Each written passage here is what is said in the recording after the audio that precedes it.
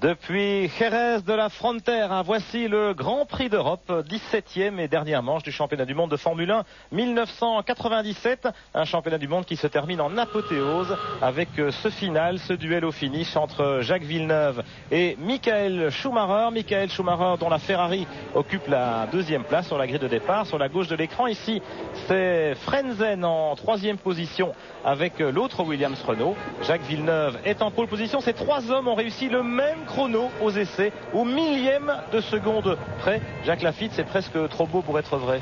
Oui, c'est incroyable. Bon, ben, ça peut arriver. On l'a vu arriver pour deux pilotes, ou deux sportifs en tout cas. Là, 3, c'est exceptionnel, c'est vrai. Bon, 3 ce jour-là, ça paraît vraiment incroyable. Loterie, on a fait des petits calculs de probabilité. Ça ne devrait pas se reproduire avant 150 ans, Jacques. Bon, ben, tranquille, on sera plus là. Enfin, quoi qu'il en soit, l'essentiel, évidemment, c'est que le suspense soit préservé jusqu'au bout, qu'on ait les deux candidats au titre en première ligne. Un point d'écart à l'avantage du pilote allemand, vous le savez, depuis les avatars de Jacques Villeneuve au Japon et la perte de ces 2 points à Suzuka. Frentzen en troisième position et Demonil en quatrième position vont également jouer un rôle intéressant dans ce Grand Prix. Et puis il y a les McLaren Mercedes en troisième ligne, vous les avez vus. L'autre Ferrari d'Irvine est en quatrième ligne avec Berger, le doyen de la F1 qui dispute son dernier Grand Prix aujourd'hui, au même titre que Ukyo Katayama, le petit japonais. Et puis on sait aussi que c'est le dernier Grand Prix de Renault, en tout cas le dernier Grand Prix dans l'immédiat. Renault qui a débuté en Formule 1 il y a 20 ans et qui a été encore sacré champion du monde des constructeurs pour la 6e fois consécutive au Japon. Il y a 15 jours, évidemment, on aimerait bien chez Renault qu'il y ait la cerise sur le gâteau avec le titre des pilotes pour Jacques Villeneuve. Sur circuit de Jerez, Jacques Lafitte, un tracé très particulier qui n'est pas sans rappeler le Hungaroring de Budapest. Bien sûr, un très sinueux, très étroit aussi. On a la seule possibilité de doubler, vous voyez, c'est ici maintenant, au bout de cette ligne droite. Ça sera la seule, pendant la seule possibilité pour les pilotes de se doubler. Donc le départ est très important, la position sur la grille de départ aussi évidemment. Jacques Villeneuve a pour le moment l'avantage, il a 7 à 8 mètres d'avance, 8 mètres je crois par rapport à Michael Schumacher. Espérons qu'il va réussir son départ, mais en tout cas les deux hommes ne sont pas habitués de départ fulgurant en général. Alors il y a derrière évidemment Frentzen en embuscade et puis c'est les McLaren de Hakkinen et de Coulthard, toujours très très rapide par contre elles en mise en action au démarrage. Alors est-ce qu'elles vont pas créer la surprise et se retrouver dans les premières positions dès le départ? En tout cas pour nous ce qui nous intéresse c'est de qui va sortir en tête de cette confrontation, premier virage déjà pour les deux pilotes et ensuite de ça pourvu qu'il n'y ait pas d'accrochage, c'est très important ici la chicane, la dernière chicane, oui. À l'endroit où avant il y avait une grande courbe, il y avait eu un accident ici très grave pour le pilote irlandais Martin Donnelly et on a dessiné cette chicane très artificielle que Villeneuve notamment n'apprécie pas ici, un revêtement très glissant, très poussiéreux, c'est pour ça qu'on le compare un peu à Budapest et cela explique peut-être la performance de Demonil en deuxième ligne comme ça avait été le cas en Hongrie au mois d'août. Il va peut-être être l'arbitre. Demonil, champion du monde en titre pour encore un peu moins de 2 heures et qui va transmettre le témoin à un de ces deux hommes, Villeneuve ou Schumacher. Attention au départ parce que la partie poussiéreuse de la piste, eh bien, elle est en principe du côté de Schumacher, mais la trajectoire se croise. Là, donc ça va être très important le départ et pas seulement le premier virage, Jacques, ici à Jerez. Le deuxième, le troisième virage s'enchaînent et on peut voir un embouteillage avec plusieurs voitures de front pendant plusieurs courbes, pendant cet enchaînement de courbes. Bien sûr, et c'est là où on va essayer de doubler, en tout cas de gagner quelques places, très importantes pour le déroulement de la course, que comme on vous l'a dit, il est impossible de doubler ici à Jerez, ça va être très difficile pour la natation. 69 tours à boucler, 305 km de course, attention, les feux rouges vont s'éteindre et ce sera parti. Et c'est parti. Bon départ de Villeneuve, de Schumacher, Schumacher en tête. Schumacher en tête devant Frentzen et puis Hakkinen. Ouh là là. Schumacher Villeneuve en tête, attention le premier virage. Est-ce que Frentzen n'a pas passé Villeneuve? Non, il est toujours là. Et attention, McLaren derrière, ça s'accroche presque avec les Benetton.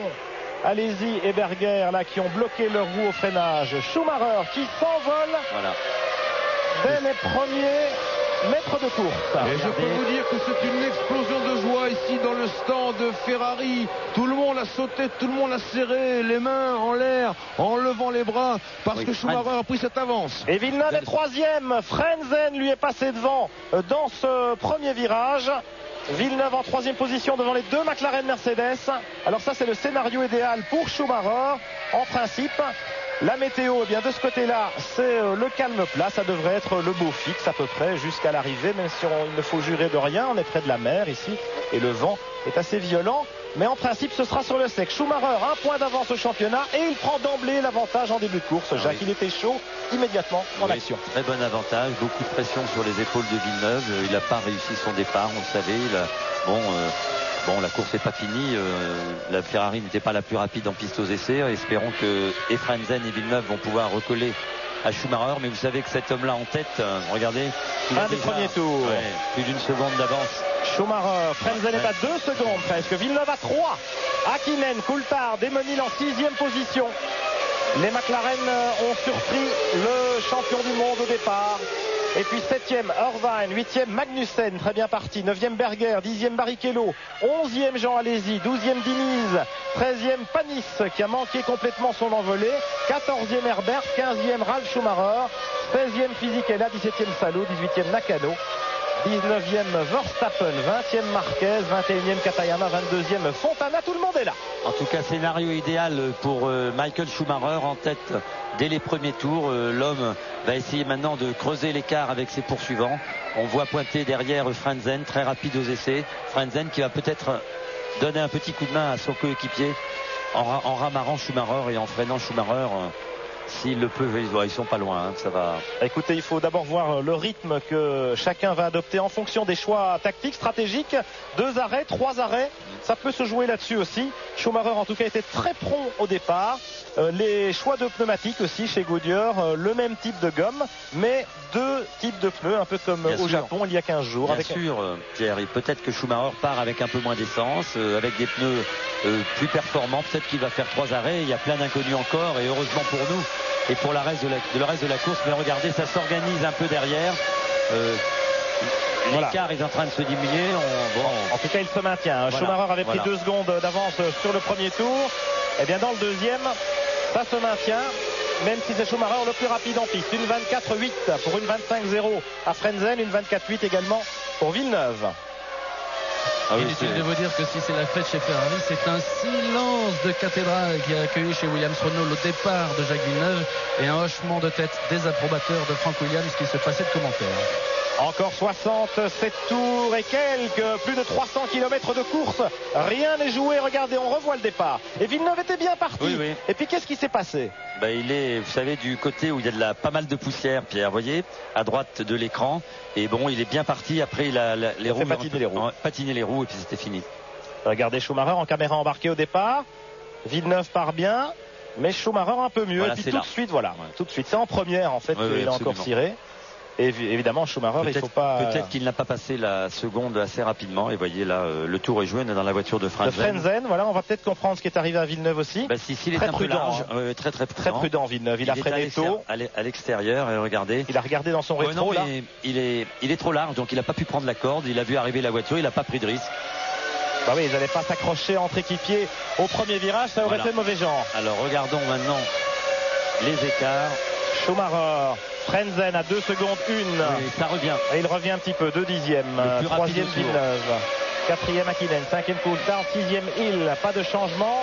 Le tour le plus rapide pour Frentzen. La suite du peloton défile sans encombre. Irvine 7e. Magnussen, Berger, Barrichello, Alesi, Diniz, Panis. Toujours dans le même ordre. Alors la Ferrari, ils ont beaucoup travaillé chez Ferrari ces dernières semaines. Jacques Lafitte. Après le Grand Prix du Japon, ça a été une semaine d'essais intensifs sur la piste de Fiorano. On revoit le départ vu de face. Les feux rouges s'éteignent. Villeneuve en action tout de suite. Et puis regardez les roues arrière, ça glisse un peu. Il a essayé de serrer. Regardez les roues, regardez comme elles tirent. On voit la trace noire. Vous voyez, c'est ce qui explique. Il a été un peu trop prompt sur l'accélérateur. Nerveusement, à mon avis, regardez le gros freinage. Et puis Frentzen à sa droite, il n'a pas osé se rabattre. Le freinage de la McLaren derrière, il n'a pas osé se rabattre. Il a encore un peu mis de la poussière sur ses pneus. Et puis il est 3e. Et il tourne dans les mêmes temps que Schumacher pour le moment. Mais c'est vrai que Schumacher en tête, c'est pas bon pour les affaires de Jacques Villeneuve. Mais attendons les stratégies, attendons de voir si on va effectuer 2, 3, peut-être pourquoi pas un arrêt. Ça serait très étonnant, mais On ne sait jamais, peut-être que Villeneuve a plus d'essence que Schumacher. Tout est possible. Frentzen est plus léger. Tout est possible. Et la tendance, Jacques, du côté des pneumatiques, eh bien, c'était que chez Williams, on avait peut-être un comportement routier un petit peu plus constant du châssis qui permet d'utiliser des pneus un peu plus performants ou en tout cas de s'arrêter moins souvent. Alors que chez Ferrari, eh bien, on a une tendance à user les gommes. Bien sûr. Et puis regardez, Jacques Villeneuve vient de réaliser le meilleur temps. Une 24,546. Les voitures marchent bien. Rien n'est fait. 2 secondes. 3 secondes, c'est rien. Il reste 66 tours, 65 tours, à mon avis. Rien n'est joué, heureusement pour nous. Ça va se jouer dans les stands. Là. Oui, ça va jouer dans les stands, comme on le pensait avant. Mais on aimerait bien voir la confrontation directe entre Schumacher et Jacques Villeneuve. Bon, on l'aura peut-être à la sortie des stands. Au hasard des ravitaillements, peut-être qu'on se retrouve dans une situation... Quoi qu'il en soit, pour l'instant, Schumacher a la situation bien en main avec la Ferrari. Je vous le disais, ils ont beaucoup travaillé sur leur piste privée à Fiorano. Après le Grand Prix du Japon, Schumacher qui a adopté ici sur sa Ferrari F310B le différentiel électronique qui avait été inauguré en course à Suzuka par son équipier Eddie Irvine.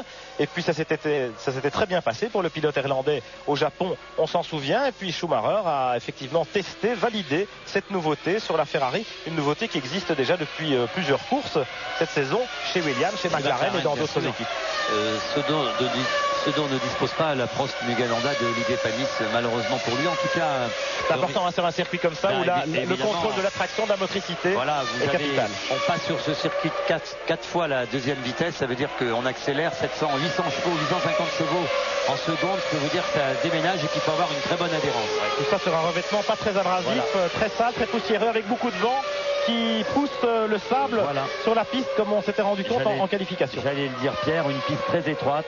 Il ne faut pas faire d'erreur, elle est très piégeuse cette piste parce que un pilote attardé ou devant vous peut aller dans la terre à la chicane par exemple, mettre beaucoup de poussière et vous arrivez, on l'a vu beaucoup de fois aux essais pendant ce week-end et la voiture qui suit est désorganisée, on ne la voit pas cette poussière et la voiture, c'est une piste très piégeuse et il faut faire très très attention. Schumacher, 5 tours couverts, 2 secondes d'avance sur Frentzen, 3 sur Villeneuve.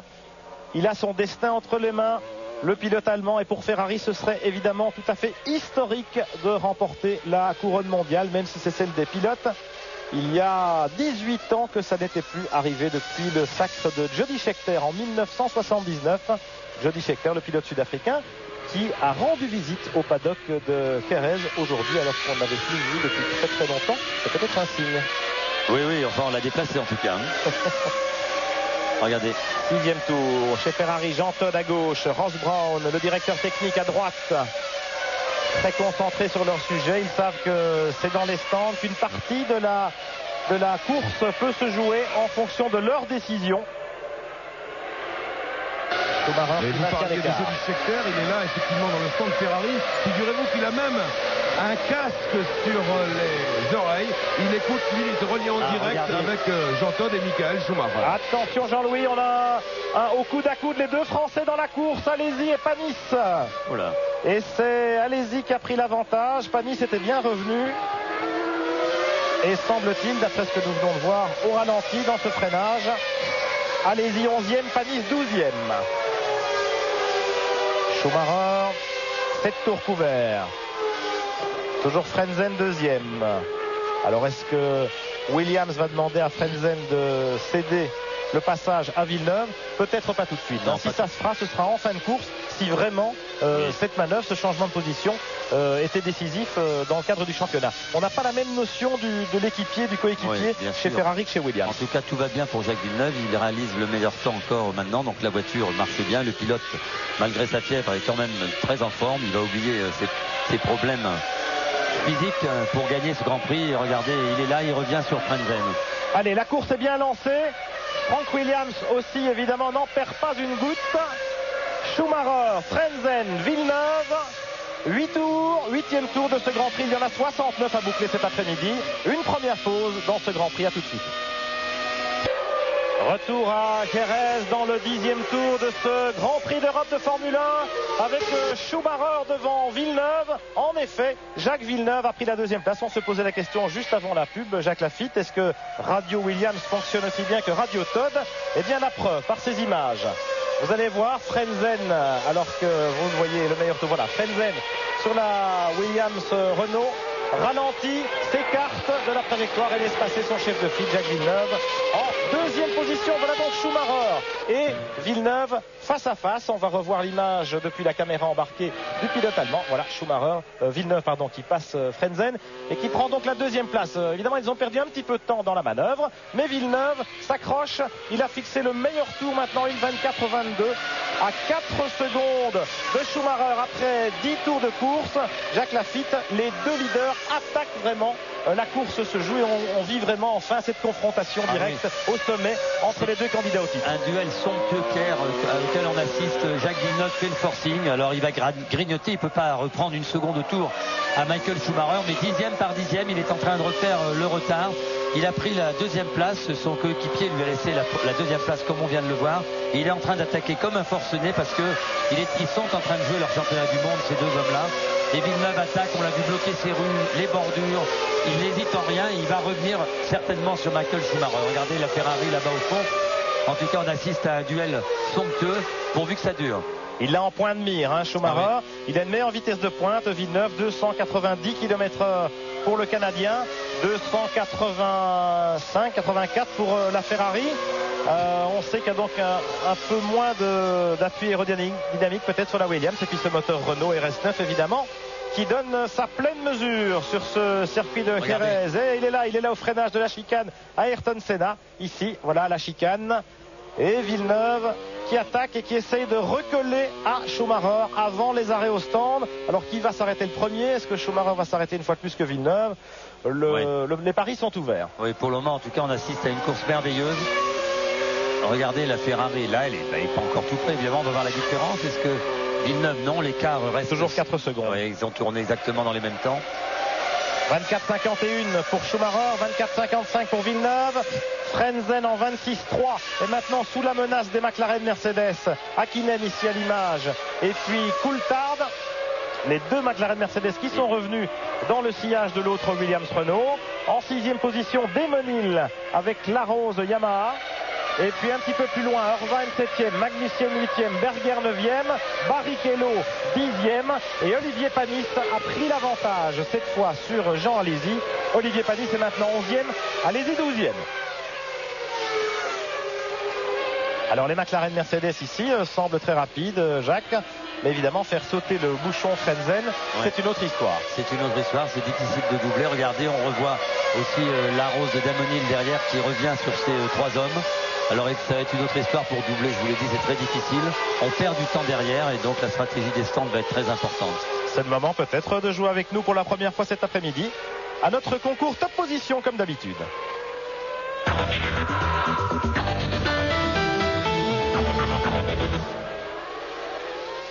Le tiercé dans l'ordre, le tiercé de tête évidemment, pas celui-là. 36-15 tours de TF1 pour gagner le plein de carburant et des vidanges gratuites auprès de notre partenaire. Frentzen, Hakkinen, Coulthard. C'était les plus rapides au warm-up ce matin, les McLaren Mercedes. En condition de course, ce sont donc peut-être les plus efficaces, mais bien sûr, en partant de la 3e ligne de la grille, là, elles ne peuvent pas contrôler l'échappée belle des deux protagonistes de la course au titre de champion du monde, Schumacher-Villeneuve. Schumacher qui a creusé encore un petit écart. Oui, Jacques Villeneuve, regardez. C'est Pedro Diniz. Moteur. Ouais. Ça fume de tous les côtés, mais la voiture est intacte. Je pense pas qu'il est tapé. Non, c'est le moteur. En tout cas, Villeneuve a dû faire une petite erreur en attaquant parce que ici la piste est très poussiéreuse et la petite sortie de route, regardez, il a perdu 7 dixièmes dans un tour, 24-2 contre 24-9. Ce qui prouve qu'il est à l'attaque trompé, ça prouve surtout que la Ferrari est très compétitive et que Villeneuve a du mal à revenir sur Michael Schumacher. Voilà, on avait un petit doute sur la compétitivité de la Ferrari sur ce circuit, Jacques. Les essais ne nous avaient pas vraiment éclairés, surtout avec l'incroyable dénouement de la séance de qualification. Et là, Schumacher démontre qu'il est bel et bien dans le coup, et que la Ferrari F310B n'a rien à envier au meilleur. Oui, et puis on sait que Schumacher aux essais en course est toujours pas beaucoup plus rapide, en tout cas qui tire la quintessence de sa voiture vraiment au maximum, ce qui n'est pas toujours le cas de Jacques Villeneuve. Regardez l'écart, il se creuse. Il se creuse un petit peu à l'avantage. À l'avantage de Schumacher, mais on ne sait pas encore, Pierre. dans quel état est la Ferrari. Beaucoup d'essence, 2 arrêts, 3 arrêts, je ne sais pas, c'est très difficile. Il y a du soleil, la piste chauffe et les pneus vont jouer un rôle important ici. Voilà, il fait plus chaud maintenant, 25-26 degrés. Et effectivement, l'usure des pneumatiques va jouer un rôle important dans ce Grand Prix, avec peut-être 3 arrêts pour certains. Évidemment, ce qui m'étonne un petit peu, Jacques, après 13 tours, c'est Schumacher-Villeneuve. Certes, Villeneuve s'accroche, mais Frentzen qui s'écroule. Il a perdu presque 10 secondes sur Villeneuve. Alors, peut-être aussi des choix stratégiques différents. Moi je pense que peut-être Frentzen est parti avec un peu plus d'essence. Bon, on va le savoir parce que c'est pas normal que Frentzen soit aussi loin. Il tourne 1 seconde, 7-6 dixièmes moins vite que son coéquipier. Ce n'était pas le cas aux essais officiels. Bon, alors ça peut s'expliquer par l'adoption par les écuries d'une stratégie différente pour contrebalancer la stratégie de Ferrari. Peut-être qu'on a mis ses œufs dans 2 paniers, c'est-à-dire une voiture un peu plus chargée en essence. Et pour avoir une idée de ce que pouvait contenir, vous savez, la difficulté de savoir l'usure des pneumatiques et la température des pneus. Alors peut-être que là, après un premier arrêt, on aura plus de renseignements, en tout cas dans les équipes, pour faire partir les voitures avec plus ou moins d'essence. Ils étaient assez inquiets chez Goodyear, avec la température de la piste qui augmentait sur l'usure des gommes. Actuellement, nous avons donc 5 voitures en Goodyear en tête de la course. Schumacher, Villeneuve, Frentzen, Hakkinen, Coulthard. Demenil, le premier des Bridgestone, est 6e. Mais il n'est jamais qu'à 16 secondes. Et si ma foi, il s'arrête une fois de moins que les Goodyear. Regardez sur la Ferrari, il y a une marque sur le pneu avant droit qui est pas très belle. On sait que la Ferrari use un peu plus les pneus que la Williams parce que le comportement de la Ferrari est un peu différent de la Williams. Il est moins équilibré et il abîme un peu plus les pneus Michael Schumacher du fait de son attaque et du fait du comportement de sa voiture. Alors est-ce que l'on ne va pas assister à un écroulement des pneumatiques de la Ferrari, l'usure des pneumatiques, ou en tout cas une stratégie à de multiples arrêts, peut-être 3 arrêts. Chez Bridgestone, on devrait s'arrêter 2 fois, peut-être même une seule fois pour ceux qui sont partis en pneus durs. Je pense aux Stewart de Magnussen et Barrichello qui occupent actuellement les 8e et 10e places, c'est pas mal. Berger est 9e entre eux, et puis les 2 Français, Panis et Alesi, en 11e et 12e position, toujours roue dans roue. Oui, en tout cas, Villeneuve vient de tourner en 1.24.7, Pierre, 1.25.04 pour Michael Schumacher, 3 dixièmes. Bon, il y avait 7 dixièmes le tour d'avant. Vous voyez, les 2 garçons attaquent comme des fous, et quand on attaque comme ça à cette cadence, on fait quelques petites erreurs. La piste est très piégeuse, très étroite. Il est difficile de maintenir la voiture dans la bonne trajectoire. Un seul abandon au 15e tour, c'est celui du Brésilien Pedro Diniz et de son Arrows Yamaha. Diniz qui a re-signé pour 2 ans chez Arrows, 98 et 99. Alors vous voyez là le dernier tour de Schumacher, 1.24.3, 1.24.5, ça veut dire 2 dixièmes, on récupère, on prend, on perd, on revient. Bon. Villeneuve Frentzen, l'écart se maintient également alors qu'il s'était agrandi soudainement. Frentzen qui résiste au McLaren Mercedes. Oui, là, il a même fait un peu le trou, il aura pris 1 seconde et demie, c'est pas mal, il va être un peu plus libre, pas besoin de regarder dans son rétroviseur et ça va l'aider certainement à conduire un peu plus vite. Alors Jacques Villeneuve, 1 point de retard sur Schumacher, il n'a pas le choix, il n'y a pas d'alternative, il doit terminer devant. Ça c'est sûr. Et dans les stands, on se demande, alors que là vous le voyez, il y a déjà des arrêts, Marquez et Salo, les premiers à s'arrêter avec les V8, ça signifie que les Goodyear, Marquez est en Bridgestone, Salo en Goodyear. Donc pour l'instant, on est à peu près à égalité, mais ça veut dire que si on s'arrête déjà au 15e tour alors qu'il y en a 69, Jacques, on aura peut-être de nombreux arrêts cet après-midi. Olivier Panis à l'image. Juste derrière, la Stewart de Barrichello avec Jean Alesi dans son sillage. La bataille pour la 10e place entre Barrichello, le Brésilien, sur la Stewart Ford, qui devrait ne s'arrêter qu'une seule fois en pneu dur Bridgestone. Panis, 11e, est en pneu tendre Bridgestone avec en principe 2 arrêts. Jean Alesi, 12e sur la Benetton en Goodyear, devra peut-être même s'arrêter 3 fois. Oui, effectivement, en fait, Michael Schumacher vient de réaliser le meilleur tour, 1.24.1, vous voyez, et Villeneuve 1.24.6, 5 dixièmes encore à l'avantage de Michael Schumacher. Quand on a besoin de tirer sur la voiture, Schumacher est là, il en tire le maximum à chaque fois. 5 secondes d'avance maintenant pour Schumacher sur Villeneuve, alors qu'on suivait cette bataille. Regardez, meilleur tour, 1.24.131 pour le pilote allemand, 5 secondes d'avance. Alors, est-ce que les stratégies de Schumacher et de Villeneuve sont décalées? On va rapidement le savoir parce que dans les stands, il commence à y avoir un peu d'animation. Jean-Louis Moncey, comment ça se passe du côté de chez Ferrari? Eh bien, écoutez, chez Ferrari, pour l'instant, pas d'animation du tout. Bien entendu, on a le regard soudé sur l'écran, mais il n'y a absolument aucun pneu dehors, ni aucun pistolet pneumatique. Tout est calme. Et tout est calme aussi chez Williams Renault. Au début de course, quand on a vu le mauvais départ de Villeneuve, on a hésité pendant 3-4 tours. On a attendu à élaborer une nouvelle stratégie agressive avec peut-être éventuellement plus d'arrêts. Et puis ça a été abandonné. On a laissé passer Frentzen et demandé à Villeneuve de sonner la charge, de donner la cavalerie du RS9, ce qu'il est en train de faire, le Québécois. 17e passage devant les stands. Les caronnements, Pierre. Ouais, Michael Schumacher, une 24-3. Jacques Villeneuve, 24-1. Tiens, meilleur tour pour Villeneuve. 5 secondes juste l'écart entre les deux hommes. Alors ça veut peut-être dire... Ça va jouer au ravitaillement, ça va jouer à l'usure des pneumatiques, la façon dont les pilotes mènent leur monture, comment ils vont la conduire. Avec là, effectivement, ils attaquent énormément, donc les pneus sont à plein emploi. Est-ce qu'ils vont résister à cette cadence infernale? C'est infernal, c'est 3 secondes en fait moins vite que les essais qualificatifs. Mais bon, là, un peu d'ombre, il y a moins de soleil. Alors, regardez. C'est très lourd, malgré tout. Le vent est tombé. Belle image du volant de Schumacher. On a l'impression qu'il est à l'envers de la piste. Voilà les derniers meilleurs tours. Vous voyez que ça se joue dans un mouchoir. 1, 2 dixièmes à tout casser. Aux essais, c'était carrément 0 millième. En tout cas, dans 5 ou 6 tours, on va avoir un peu d'agitation dans les stands. Voilà déjà la Jordan Peugeot de Ralf Schumacher qui ravitaille. 9 secondes d'arrêt. Des pneus neufs, ce qui veut dire qu'on n'est pas très sûr de la stratégie chez Goodyear. Certaines équipes ont choisi 3 arrêts, d'autres 2. En tout cas, celles qui vont ne plus s'arrêter maintenant ont opté pour une stratégie à 2 arrêts, voire un arrêt, mais ça m'étonnerait beaucoup, en tout cas chez Goodyear et même chez Bridgestone. Schumacher, 18e tour. Et on surveille les écarts. Il vient de tourner en 1,24,1, encore à 1 centième du meilleur tour de Villeneuve. Et Villeneuve, une 24,2. Ça se tient toujours. 5 secondes d'avantage pour Schumacher. Ça signifie que chez Ferrari, on peut envisager le premier arrêt ravitaillement, le premier pit stop sans trop de pression. On se loupe rarement au ravitaillement chez Ferrari. Ils se sont entraînés comme des forcenés depuis jeudi, les mécaniciens, chez Ferrari comme chez Williams. C'est normal parce qu'on sait que on a vu à la dernière course l'arrêt malheureux à Suzuka de ce pauvre Jacques Villeneuve qui a perdu 7 secondes à cause de l'embout de remplissage d'essence qui n'était pas bien ancré dans sa bonne position. 7 secondes, c'est énorme. Regardez l'écart, ça se bat au centième ici, au millième.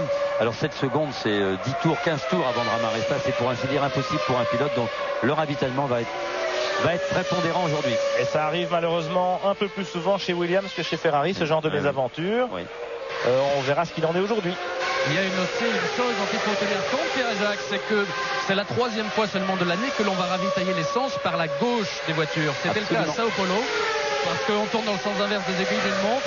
C'était le cas à Manicourt et ici parce que les stands sont à l'extérieur de la piste. Et donc ça aussi, ça peut mettre du piment dans ces ravitaillements. Égard aux automatismes des mécaniciens. Bien sûr. C'est pour ça qu'ils se sont entraînés comme des forcenés en réalité. Depuis jeudi, plus de 40 simulations d'arrêt au stand chez Ferrari depuis jeudi. Alors ça veut dire qu'on se lève tôt le matin et qu'on se couche tard le soir. On est en train de jouer le championnat du monde. Vous avez vu là le freinage de Villeneuve en haut de cette ligne droite des stands, de très très bosselé, très difficile. Ce qui avait valu tout à l'heure à Villeneuve d'être obligé de s'écarter sur une bosse, n'ayant pas pu freiner, de se faire doubler par son coéquipier Heinz-Harald Frentzen et de perdre quelques précieuses secondes dans cette opération. Un autre élément qui va jouer, c'est le trafic avec les attardés. Schumacher va revenir dans pas longtemps sur la fin du peloton, sur ceux qui ont déjà ravitaillé notamment. Et pas facile de doubler, un peu comme à Budapest, précisément. Très délicat de sortir des trajectoires parce qu'on a tendance de salir les pneus. Regardez comme il attaque Villeneuve au freinage. Ils sont vraiment à la limite. On assiste à un très beau duel. Bon, s'ils étaient un peu plus près, on serait encore plus heureux, ça serait encore plus beau. Mais à distance interposée, on essaye de vous le faire vivre. Pour le moment, 3 dixièmes d'écart, encore 4 dixièmes d'écart au dernier tour entre les deux hommes à l'avantage de Michael Schumacher. Mais ça se joue au 10e près, je veux dire, chaque tour. À un moment, Schumacher prend 3, l'autre lui en reprend 4 le tour d'après. Et puis, ce qui fait que l'écart est, pour ainsi dire, le même depuis que Jacques Villeneuve a ravi la 2e place à Heinz-Harald Frentzen. 5 secondes et demie entre la Ferrari et la première des Williams Renault maintenant. 20e tour, il y en a 69 à boucler 4 km 428 chaque boucle de ce circuit de Jerez de la Frontera. Villeneuve revient à 5 secondes 2. Frentzen en 3e position pointe maintenant à 17 secondes des leaders. C'est dire la cadence de Schumacher et Villeneuve. Hakkinen et Coulthard, les deux McLaren Mercedes, sont dans les roues de Frentzen, de la Williams Renault. Belle course de Damon Hill aussi, Pierre. Il est en 6e position. Il tient la cadence, presque la cadence. Il s'arrêtera peut-être une fois de moins que les autres. Donc ça peut être intéressant. Damon Hill sur la Rose Yamaha en pneu Bridgestone, 6e à 23 secondes 5. Et puis Eddie Irvine sur la Ferrari, derrière lui à 24 secondes. Berger est 8e à 31 secondes. Et puis il y a le peloton, Barrichello, Panis qui rentre au stand. 20e tour. Et la Prost Mugen Honda qui s'immobilise. Je pense qu'on a un peu anticipé l'arrêt de Panis, parce qu'il était bloqué derrière Barrichello, il était plus vite et qu'on va lui mettre un peu plus d'essence que prévu, qui va s'arrêter pour un deuxième arrêt mais un peu plus long. Voilà, qui repart 8 secondes 4 d'arrêt, c'est bien joué de la part des mécaniciens de l'écurie Prost Grand Prix. Et on revient sur Schumacher en tête. On vient de lui passer, on va lui passer à ce tour la flèche à Michael Schumacher sur son panneau. C'est Biodrag Couture qui tient le panneau, c'est l'homme de confiance de Jean Todt. Voilà, il passe le panneau de Schumacher avec une flèche. Voilà, 22e tour, ce sera l'arrêt de Schumacher. Là, on en est au 21e. Schumacher va s'arrêter.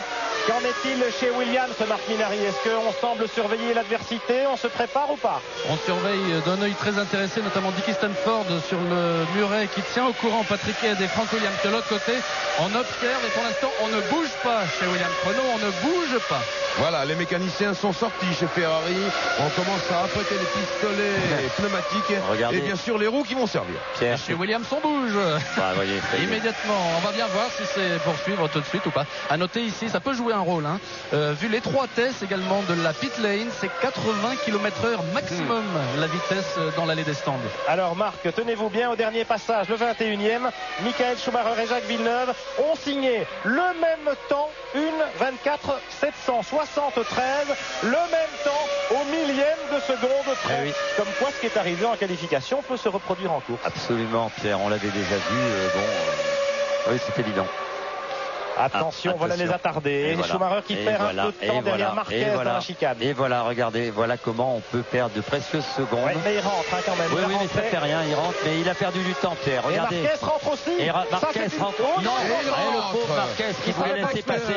Qui voulait laisser passer Schumacher. Il savait pas où se mettre. De mettre des pneus neufs sur sa Ferrari. Il y a les étiquettes dessus. Attention, 80 km/h. Et il est là.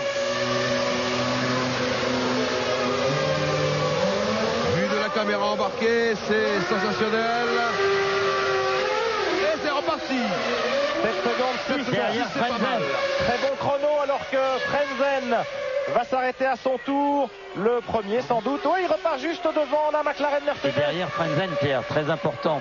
Ah oui, il est derrière Frentzen, bien sûr. Est-ce qu'on va demander à Frentzen de jouer le rôle qu'avait joué Irvine? Et oui, et faire rentrer Villeneuve tout de suite. On va voir si ça va changer ou pas. Bien sûr. Il est reparti 4e, Schumacher, entre les deux McLaren Mercedes de Hakkinen et Villeneuve Coulthard. arrive aussi dans Marquez. Damon Hill a ravitaillé également, il sort des stands. Damon Hill avec la Rose Yamaha qui ravitaille avant les McLaren Mercedes, c'est intéressant. Pour la bagarre des places d'honneur. Attention, monsieur Villeneuve, il y a Tarso Marquez devant vous avec la Minardi. Et Schumacher a perdu des plumes tout à l'heure derrière lui. Est-ce que Villeneuve va rentrer dans ce Chez Williams, on enlève les couvertures chauffantes. Et voilà, il faut doubler maintenant, parce que sinon... Oh là là là là, ce Marquez. Le pauvre Marquez, il savait pas où se mettre. Au même endroit. Pareil. Et il savait pas où se mettre avec Schumacher. Il est resté à gauche de la piste sans savoir que Schumacher rentrait au stand. Et là, c'est Villeneuve qui y va. C'est Jacques qui rentre le premier. Et ce ne seront pas des pneus neufs que l'on va monter sur la Williams Renault. Il y a Verstappen qui sort juste devant, ça va, il n'y aura pas de problème. Ce ne sont pas des pneus neufs mais des pneus déjà rodés qu'on va monter sur la voiture de Jacques. 80 km/h, il arrive, attention, prudence au freinage. On l'a dit, il y a un goudron et un béton dans ces stands ici. Pas de problème de ravitaillement, pas de problème avec l'essence, beaucoup d'essence. Jacques Villeneuve. Et oui, à peu près 7 secondes et demie d'arrêt. Il y a eu un petit problème de chronométrage. Et Schumacher est passé. Et il est passé. Schumacher, il est juste devant là-bas dans la première courbe. Mais l'écart s'est réduit, je pense. Bien sûr, on va voir. Il y a une McLaren entre les deux également. Et oui, mais la McLaren doit s'arrêter. Voilà. Frentzen, Hakkinen, Schumacher. c'est pas évident. Et puis Coulthard et Villeneuve. Bien sûr, on va assister à un regroupement en tête de la course, Pierre, parce que Frentzen est là, Hakkinen est là en pleine bagarre. Ils vont pas laisser passer Schumacher comme ça, hein, je peux vous le dire, puisque Schumacher, ils sont dans la course et ils sont devant Schumacher, ils vont conserver leur position. Mais entre Schumacher et Villeneuve, il y a Coulthard avec l'autre McLaren Mercedes. Et heureusement pour Villeneuve, il est parti regardez qui est derrière Villeneuve. La stratégie joue son plein, oui, ça c'est intéressant. Alors, Frentzen n'a pas encore ravitaillé, Hakkinen non plus, Schumacher bien, Coulthard pas encore, Villeneuve déjà, Irvine toujours pas. Alors voilà, on se prépare, Pierre, pardon de vous couper, on se prépare pour Irvine. Dans les arrêts au stand, l'équipe Williams a été légèrement plus rapide que celle de Ferrari, 25-95 contre une 26-20. 3 petits dixièmes grappillés dans les stands pour Jacques Villeneuve. Est-ce que ça sera suffisant? En tout cas, Schumacher là, il perd un peu de temps maintenant avec devant lui Frentzen et Hakkinen. Et puis Villeneuve, on va un petit peu regarder les écarts à ce passage. Le 24e, top Frentzen, deuxième Hakkinen dans le sillage de la Williams-Renault. À 2 dixièmes, Schumacher est à 1 seconde, Coulthard à 2 secondes 4, Villeneuve à 5 secondes 6. Non, à 3 secondes, Pierre, à 3 secondes 1. 3 secondes 1 de Coulthard. Il y a donc 4 secondes d'écart à peu près entre Schumacher et Villeneuve. Irvine est dans les stands, ça se bouscule ici à Guéret. Je vous propose de marquer une deuxième pause dans ce Grand Prix et de revenir faire le point après les premiers ravitaillements. À tout de suite. 26 tours couverts et la situation est absolument incroyable ici à Jerez avec Frentzen, Schumacher et Villeneuve, roue dans roue. Les deux McLaren Mercedes sont rentrés au stand pour ravitailler pendant notre écran de pub, mais Frentzen pas encore, et il a joué le jeu, il a ralenti Schumacher considérablement et maintenant Schumacher laisse Frentzen prendre du champ. Jacques Laffite, situation incroyable. En tout cas, Villeneuve est revenu à la hauteur de son concurrent. En tout cas, très mauvaise position pour Michael Schumacher. Il est en sandwich, si ce n'est que Frentzen était obligé de s'arrêter très rapidement. Donc il va se retrouver dans la position favorite qui est la 7, c'est-à-dire en tête de la course, mais l'écart qui était de 5 secondes avant les ravitaillements, il est tombé maintenant à, regardez, ils sont roue dans roue. Ils sont à 0 secondes, c'est sûr. Alors Frentzen, regardez les travers de Villeneuve, vous avez vu. Schumacher, la pression est sur lui maintenant, la pression change de camp. Frentzen en tête. Schumacher, Villeneuve. Frentzen rentre au tour prochain. Oui, je trouve que Jacques Villeneuve en fait beaucoup, hein. Il attaque, hein. C'est incroyable. Regardez, il a voulu déboîter le tour précédent, il a essayé d'aller montrer. Regardez, il attaque, hein, je vous l'ai dit. Attention Jacques, c'est comme ça qu'on peut perdre le championnat du monde. Mais je pense, Jacques Laffite, que Schumacher, plutôt que d'être gêné par Frentzen, a expressément levé le pied. Regardez, il a tourné en 25-6. Bien sûr. Alors que Frentzen est en 24-7. Et c'est pour ça que Villeneuve est tout Jacques près. essaye de doubler de partout, quoi. Regardez. Bien joué. Oh là, Schumacher très à l'intérieur. En tout cas, ils sont ensemble, hein. On a la bagarre. On a la finale qu'on souhaitait. Ça, c'est beau. Le mano à mano entre Michael Schumacher et Jacques Villeneuve. Qui va sortir victorieux de ce duel? Le titre de champion du monde est au bout du chemin. Ou peut-être au bout de ce virage où on peut doubler, vous voyez, à l'accélération. Ouh là, regardez Jacques. Dans la terre, Jacques. Je vous l'ai dit, il attaque. Attention, les pneus, regardez. Les pneus ont changé de couleur instantanément. Regardez le temps qu'il vient de perdre, Jacques. Regardez. Ah oui, tout de suite un petit coup de 2 secondes. Attention Jacques, faut pas trop en faire. Enfin, si je pouvais le conseiller, malheureusement, il ne m'entend pas, mais il faut qu'il reste au contact. La course n'est pas finie pour lui et ni pour Schumacher d'ailleurs. Il s'explique désormais en tête parce que voilà Frentzen qui rentre pour ravitailler Villeneuve et Schumacher sont seuls en tête désormais pour s'expliquer. Villeneuve, Frentzen lui aura des pneus neufs à l'arrière. Et à l'avant aussi. En tout cas, Frentzen a bien joué son rôle, comme Eddie Irvine au Japon. Est-ce qu'il va repartir devant Irvine? Je pense que oui. On va le voir tout de suite. C'est limite, hein, parce que ça se bouscule. Il y a Demenil qui était reparti juste derrière Irvine tout à l'heure. Je pense que Frentzen est reparti en 5e position entre les deux McLaren Mercedes. On va voir ça. Ça s'explique aussi dans le peloton. Hein. Et attention au trafic, il y a encore Katayama devant. Attention, les leaders qui rattrapent les attardés, c'est intéressant et ça va peut-être permettre à Villeneuve de se refaire une petite santé. Mais n'oubliez pas, tant que Villeneuve est derrière Schumacher, eh bien c'est le pilote allemand qui sera champion du monde. Ah bien sûr, il a une position beaucoup plus confortable que celle de Villeneuve derrière lui, parce que lui il sait que quoi qu'il arrive, même en tournant en 1.30 et en empêchant son adversaire de le dépasser, il sera champion du monde. Berger maintenant est en 3e position. Il n'a pas encore ravitaillé, oui, bien sûr. Berger avec la Benetton Renault. qui tente peut-être un coup de poker avec 2 arrêts ou un seul.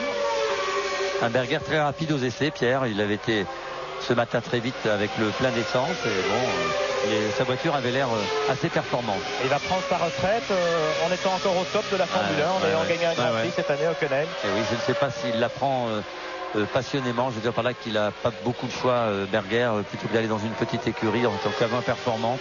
À son âge, voilà, il s'arrête. Mais il était peut-être plus aussi motivé, aussi assisté qu'auparavant, et c'est peut-être le bon moment pour s'arrêter. Oui, bien, évidemment, c'est le bon moment. Il aurait pu continuer sa carrière dans une très grande équipe. Mais je pense qu'on le verra encore en course. Il va certainement courir dans d'autres catégories. On le reverra peut-être aux 24 heures du Mans l'an prochain. Oui, et peut-être même en il aime trop la course. De luxe il aime pour les trop la course. Pour ça, regardez, en tout cas, le peloton arrive. Attention, le trafic. Schumacher, Villeneuve. Et Villeneuve s'en pourlèche les babines. Regardez, il y a une Minardi, il y a des Tyrrell. Et il s'arrête, Katayama. C'est sympa. C'est sympa, il faut s'arrêter pour les deux. Attention. Ah oui, Et Verstappen, pas facile à doubler, le suivant. Le Hollandais volant, moins facile. Alors, regardez-moi ça. Ça se bouscule en tête de la course. Les écarts, les derniers passages. C'est le moment peut-être de jouer avec nous au concours Top Position pour le tiercé de tête. Voilà, Verstappen est carrément là. Ah ouais, bravo. Oui, 36-15 de TF1 donc pour le top position, désolé. C'est le tiercé qu'il faut nous donner attention. Et si je peux vous glisser un conseil, Verstappen n'était pas dedans. Voilà. Allez, Schumacher, 30e tour. Villeneuve à moins d'une seconde. Oh là, on a vu un petit caillou, un petit débris sur la piste là. Fontana qui se range. Il se range pour Schumacher, mais attention, il y a aussi Ferrari. Eh oui, moteur Ferrari. Sauber, regardez. On sait que c'est l'équipe B Ferrari. Et regardez. il ne se range pas pour Villeneuve. C'est pas beau, Fontana. Et on sait que les Sauber ont des moteurs Ferrari et qu'elles ont parfois tendance à jouer le jeu de la Scuderia. C'est pas normal, Pierre, vous m'empêcherez pas de penser que c'est inadmissible. Pierre-Jacques c'est inadmissible. Allez, il s'arrête maintenant, c'est bon. Ah oui, vous pouvez pas faire autrement là, je peux vous le dire. Frenzel meilleur tour, une 23-13 en pneu 9. Pierre-Jacques, une demi-heure à peu près avant le départ de la course. Jean Todt est allé chez Sauber, Petronas. Il est rentré dans le stand et il s'est entretenu avec les patrons de l'écurie. Ah oui, ça me paraît clair. Il y a 4 Ferrari dans la course. Voilà, exactement. Et vous savez, Schumacher lui-même disait après les essais, demain je vais devoir me battre contre 3 pilotes Williams. Il faisait allusion évidemment à Villeneuve et Frenzen, mais aussi à Demonil en deuxième ligne avec Carol Yamaha. Un Demonil qui n'a pas trop de tendance à faire des cadeaux, surtout à Schumacher. Vous vous souvenez du final du championnat 94 à Adélaïde. Il y a encore quelques cadavres dans les placards. 31e passage. Schumacher a repris l'initiative. Il s'est bien débrouillé dans le trafic. Et Villeneuve derrière. Fontana a perdu 2 secondes, moins 2 secondes et demie. Et oui, c'est ça la course d'équipe, Pierre. Si on peut penser que Sauber fait équipe avec Ferrari, c'est une zone en tout cas. Et ils ont le moteur V10 Ferrari, pas le même, c'est l'évolution précédente, le 046-1 dans les Sauber sous le nom de Petronas. Mais il y a des liens entre Ferrari et Sauber, c'est indiscutable. Des liens qui sont davantage que ceux de fournisseurs de moteurs, dirais-je. Si Jacques Lafitte avait été au volant de la Sauber, il serait écarté tout de suite, Pierre. Ça c'est ordre ou pas ordre. Il y a le sport avant. Une autre génération, mon cher Jacques. Une notion du fair play qui n'est peut-être plus tout à fait présente de nos jours, vu les enjeux écrasants de la Formule 1. Fontana qui a d'ailleurs écopé aux essais d'une pénalité de $5 000 parce que justement il n'avait pas respecté la vitesse limite dans les stands. Il l'avait excédé de 17 km/h pour son retour. Le jeune Argentin qui était le pilote d'essai de Sauber et qui remplace ici Morbidelli qui a toujours mal au bras. Gianni Morbidelli qui avait été victime d'une violente sortie de route aux essais du Grand Prix du Japon, on s'en souvient. Beaucoup de débris sur la piste, Jacques, des petits morceaux de gomme. Il y a beaucoup de gomme, Pierre. Il faut dire que l'usure des pneus va être prépondérante aussi. En tout cas, Villeneuve. Je le sens pas bien, Villeneuve, en la voiture. Elle n'est pas... tout peut encore se produire. On n'est même pas encore à mi-course. Et il y a encore sans doute 2 arrêts. 32 tours couverts. Oui, regardez, il bloque aussi ses roues au freinage. Il n'amuse pas la galerie. Non. Alors vous savez que de temps en temps, il y a des petites différences dans les pneumatiques et c'est tout à fait normal sur le comportement des pneus. Alors souvent quand on s'arrête au stand, on repart à la voiture un peu moins performante. D'un train à l'autre, il peut y avoir des petites différences. Donc il faut se réhabituer, régler sa répartition de freinage et voilà.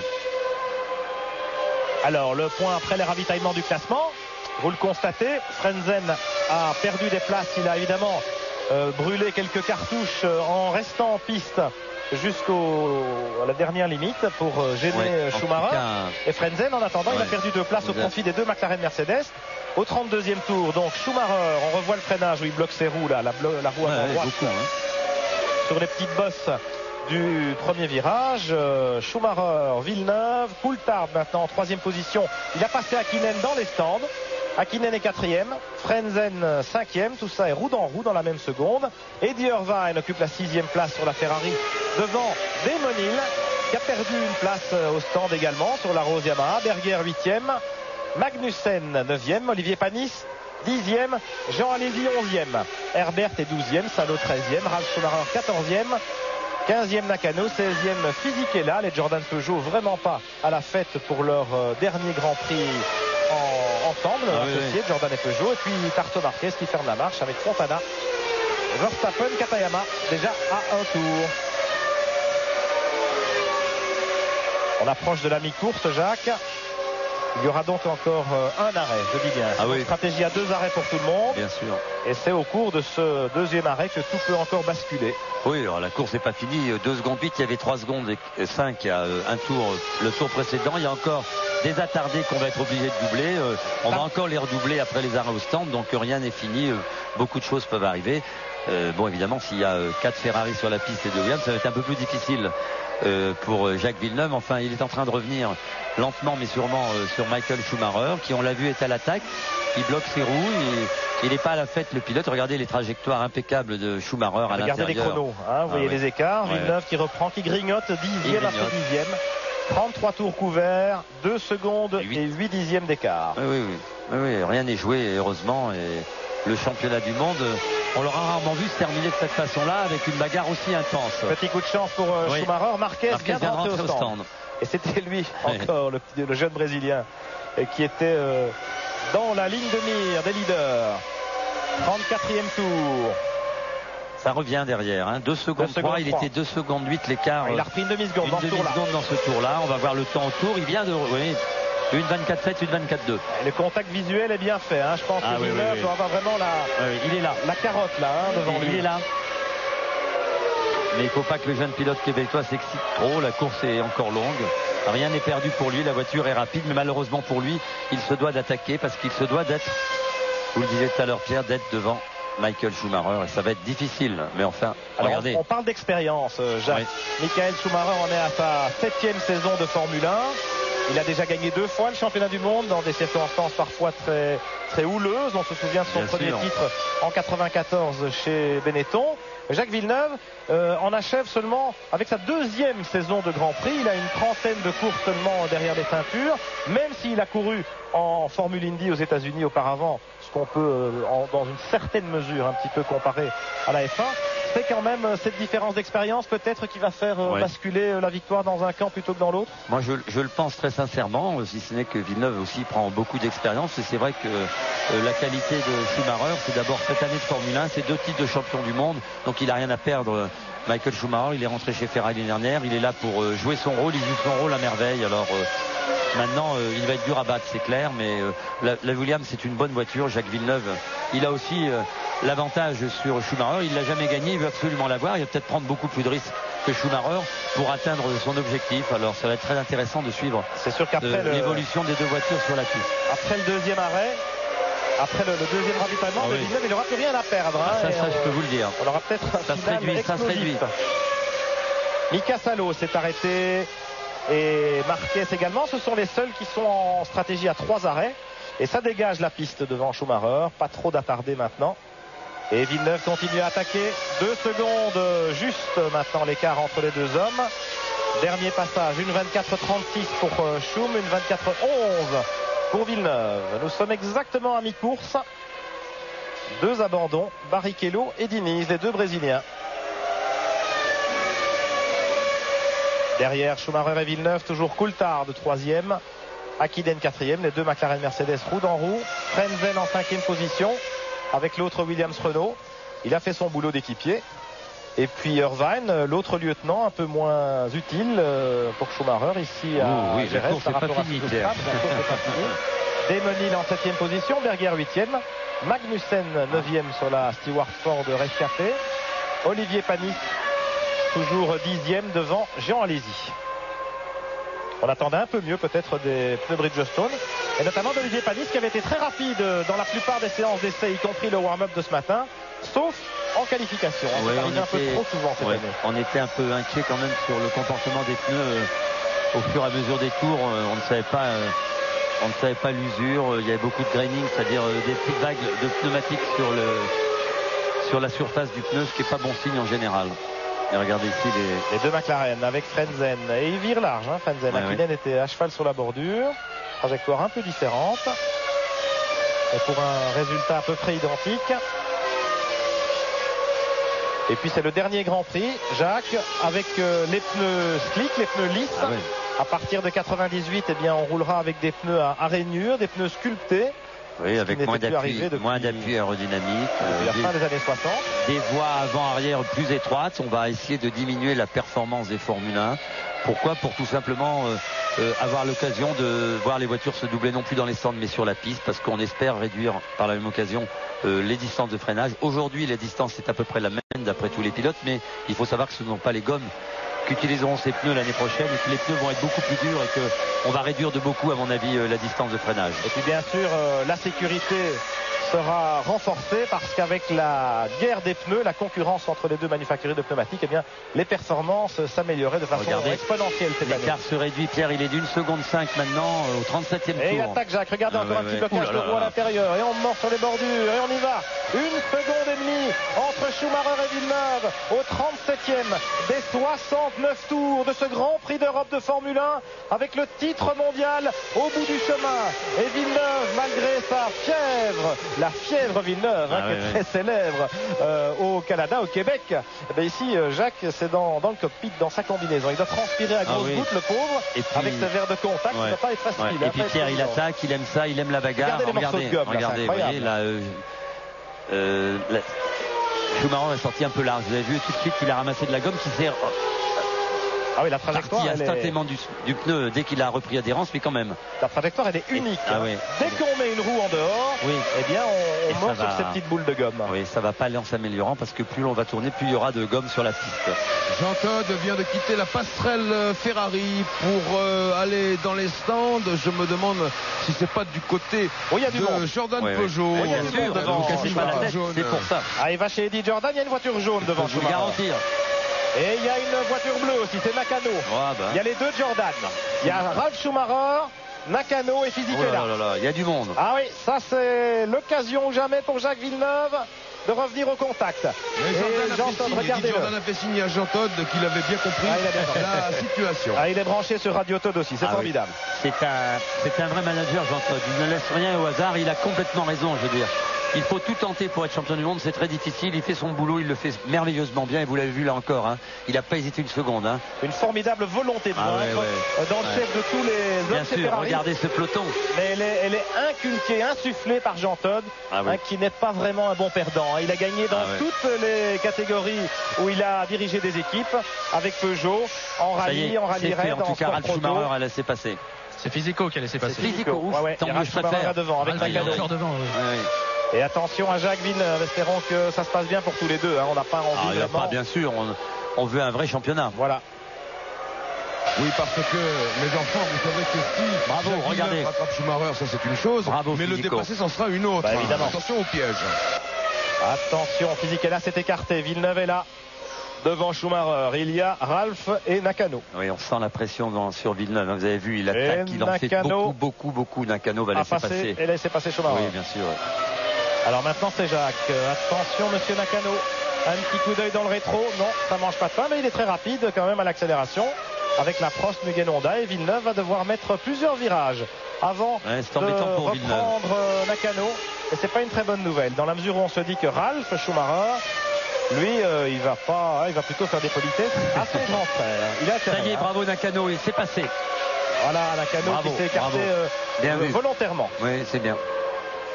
Alors voilà, qu'il ça est en continue. bagarre avec Fisichella, bien sûr. Avec les deux Jordan. Avec les deux Jordan. Donc, allez, 1 seconde d'écart entre Schumacher et Villeneuve au 39e tour, à 30 tours de l'arrivée. Bon, qu'est-ce qu'il va nous faire, la Ralph, hein? Il va pas nous refaire le coup du Nürburgring quand même. Oh, il y a de la fumée derrière la Jordan de Ralph Schumacher. Là, on revoit, voilà, Nakano, vous avez vu, volontairement, il s'est écarté, il est allé se mettre hors trajectoire, salir ses pneus. Il va perdre 4 secondes dans ce tour-là, Nakano. Chapeau. Surtout qu'il est en bagarre, on vous l'a dit, avec Fisichella et Ralph Schumacher. Et Ralph toujours devant Michael. Qu'est-ce qu'il attend pour se ranger, le petit Ralph? Ça y est. Voilà, c'est fait. Mais maintenant, espérons qu'il en fasse autant avec Jacques Villeneuve. Le contraire serait très antisportif. Mais évidemment, il y a l'esprit de famille qui joue aussi. Attention, c'est bravo, bon. Voilà, à l'extérieur. Voilà, Jacques. Eh bien, on parlait du fair play des pilotes de cette génération. Faut pas parler trop vite. Faut pas généraliser. Non, mais enfin, il a sali ses pneus aussi. Il a sali ses pneus. Vous avez vu instantanément.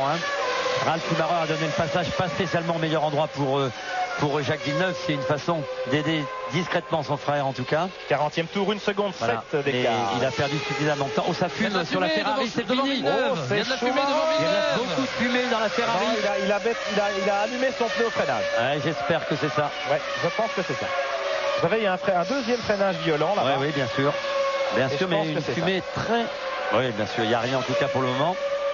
Il ne faut pas souhaiter ça, c'est très dommage. Il faut aller au bout. Il enlève une visière, une protection de visière, Michael.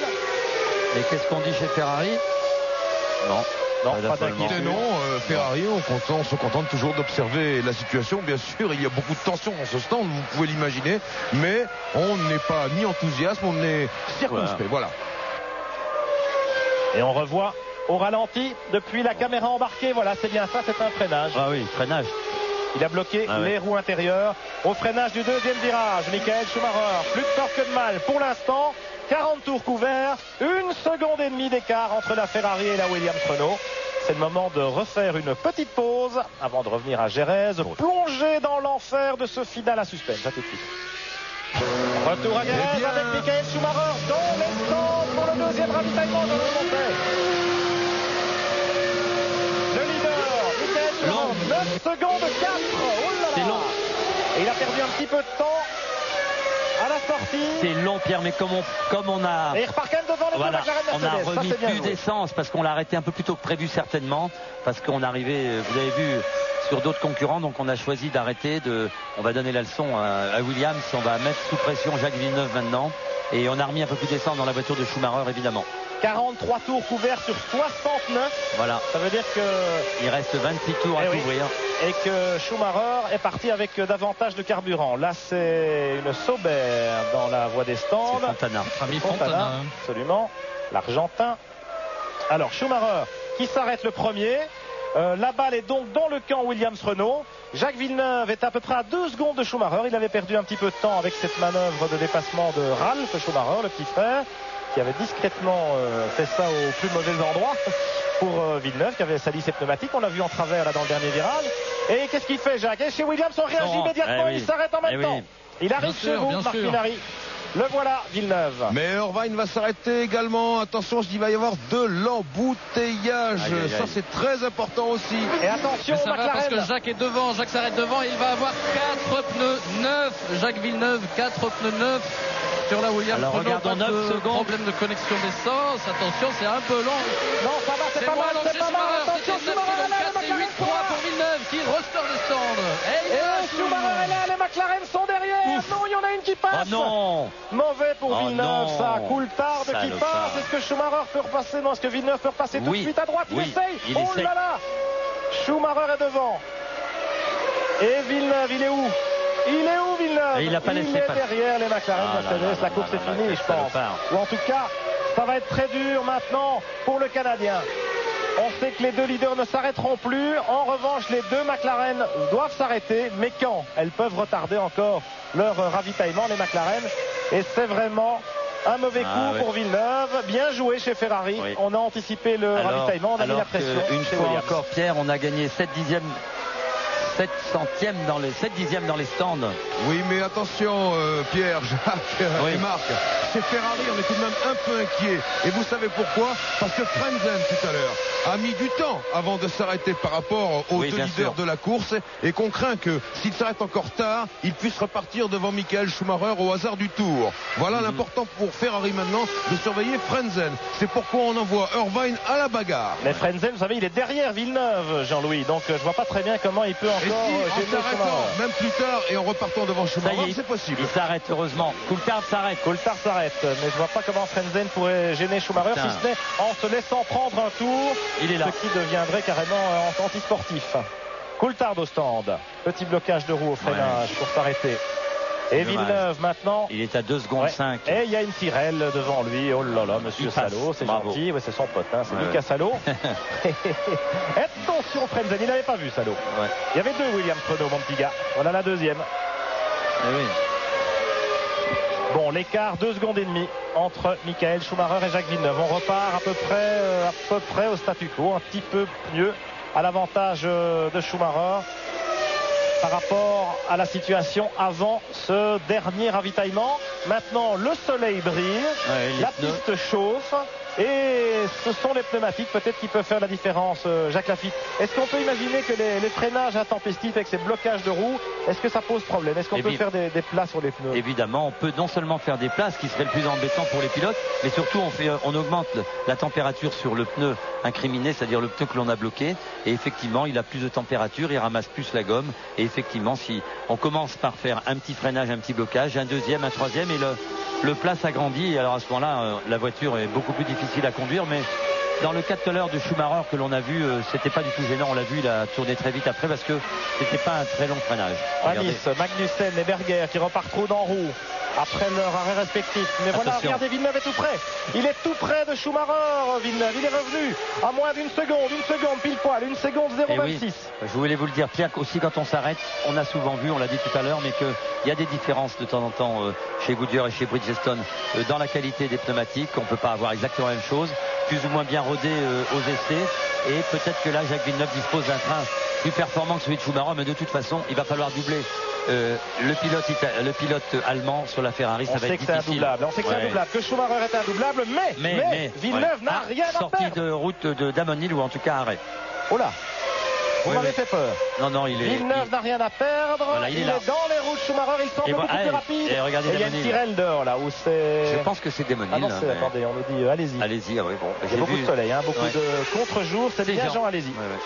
Qui est sorti alors qu'il était devant les leaders. Il leur a fait de la place. Oui, absolument. Allez, 1 seconde d'écart et Villeneuve qui n'a plus rien à perdre, qui va jouer son bateau. Il est tout prêt. Est-ce que Schumacher est en difficulté? En tout cas, Pierre, il n'a rien à perdre, mais en tout cas, s'il s'accrochait pour un autre, le vainqueur serait toujours Schumacher. Donc, il ne peut que doubler et il ne peut pas prendre tous les risques. Celui-là, en tout cas, il n'a pas le droit de le prendre. Schumacher ne se gênera pas évidemment. Pour fermer la porte et pour le mettre dehors. Alors, est-ce qu'il va laisser passer son ami Villeneuve, Frentzen, qui revient très fort aussi? Frentzen doit encore s'arrêter. Il a un ravitaillement de retard, Frentzen. En tout cas, on assiste à une course formidable. 3 dixièmes. Regardez, ils sont là. 3 dixièmes d'écart. Et le Québécois est plus rapide en ce moment. Il est nettement plus rapide. À quoi il joue, Schumacher? Schumacher, il fait ce qu'il peut, je pense. Il attaque, il sait que devant, il a gagné. Il n'est pas très rapide. 25-9, c'est pas très rapide. Est-ce qu'il ne fait pas un jeu tactique encore? Non, oui, Irvine est 7ème, il est loin. Il est loin, non. Le classement, il joue au chat à la souris. Coulthard à Kylian Irvine. Regardez, comme Jacques s'excite derrière. Est-ce que c'est pas la machine? Voilà, c'est là où on peut doubler. C'est là où on peut doubler. Et il va, et il passe, et il se touche, quel con. Et il s'accroche, et Villeneuve merde, quel dommage. Schumacher, je pense, à la roue avant droite qui est ouverte. Il était passé, Jacques Villeneuve, dommage. C'est fini pour Schum. Oh là là. Villeneuve, est-ce que sa voiture est intacte? Et voilà, il a quand même tapé fort, Jacques Villeneuve. Il a tapé fort. Est-ce que la Williams Renault de Villeneuve n'a pas souffert dans cet accrochage? C'est ce que l'on ne voulait pas, Pierre, et ce qui est arrivé. Et oui, c'était ça le piège. Oui, mais Jacques a joué son bateau. Attention à Frentzen. Il aurait fallu que Schumacher, ayant vu la possibilité, il savait que Jacques allait essayer de le doubler. Je crois qu'il a fait l'erreur, alors que Jacques était à ses côtés, qu'il l'avait doublé, de vouloir lui barrer la route. Le triangle de suspension de la Williams, ce n'est pas souffert. Le choc n'a pas été terrible parce qu'il a été sur le côté et donc a priori Jacques Villeneuve va pouvoir continuer, mais je n'aime pas cette fin de championnat. Mais quand même, quelle détermination dans le chef de Jacques Villeneuve qui a pris le risque. Il savait que Schumacher allait lui fermer la porte et malgré ça, et voilà il est allé sans qui embarque des tuyaux de ravitaillement de l'écurie Ferrari en arrivant chez Williams. Et Patrick est très inquiet apparemment quant à la voiture de Jacques Villeneuve. Frentzen, on le repose et il repart. La tension est à son comble chez Williams et chez Ferrari dans les garages, vous imaginez. En tout cas, Pierre, on savait que l'affrontement serait terrible entre les deux hommes. Il n'a pas eu lieu au départ. Bon, là, on a vu doubler, moi j'essaie de vous expliquer, on a vu doubler, on l'avait dit, je vous l'avais dit au bout de cette ligne droite. Regardez le regard de Schumacher pour Villeneuve. Oui, on avait dit au bout de cette ligne droite, il y a une possibilité. Jacques est sorti. On faire rentrer Villeneuve, on se prépare à le faire rentrer, on prépare des pneus, il a l'air assez lent, Jacques Villeneuve. Ah là là, Villeneuve, il vient tourner en 1.28.9. Il n'est pas très vite, il n'est pas très vite, mais il a perdu du temps dans l'accrochage. Il est inquiet. Alors est-ce qu'on assure? Non. Espérons que non. Est-ce qu'on assure un arrêt juste pour changer les pneus, pour pas prendre de risques? Il suffit qu'il marque un point. Villeneuve, la 6e place suffira. Et Demonil abandonne sur ses entrefaites. Demonil abandon avec le moteur Yamaha qui fume comme tout à l'heure celui de Diniz. Rappelez-vous, Adélaïde 94, c'était exactement la même situation. Schumacher donne un coup de volant sur Hill. Il peut continuer alors que Schumacher lui doit s'arrêter, mais il s'arrête au tour d'arrêt au stand. Il continuait en boitant, mon cher Marc, alors que là, Villeneuve, il ne boite pas. Il continue. Il vient de tourner en 1.29. Il n'est pas rapide, Villeneuve. Non, il n'est pas rapide. On revoit au ralenti. La manœuvre. Attaque difficile. Et il y est. Et il est à la hauteur. Et il est devant. Et Schumacher se rabat quand même. Regardez. Vous avez vu sur l'image. Schumacher le voit. Schumacher tourne à gauche pour laisser passer. Puis il dit merde, il me double. Et on le revoit braquer. Alors attendez, c'est de bonne guerre, Pierre. C'est vrai, il vient de perdre peut-être son championnat là, mais Jacques est arrivé d'un peu loin. Regardez. C'est quand même un peu scandaleux parce que Villeneuve est devant. Il était passé. Et puis en plus, il avait une grande chance d'aller à l'extérieur. Et regardez. Une demi-roue d'avance et Schumacher, quand il se rend compte que la manœuvre est réussie, eh bien il fait tout pour éliminer son rival. Pierre, il ne faut pas accuser trop quand même le pilote allemand. Les enjeux sont énormes, c'est évident.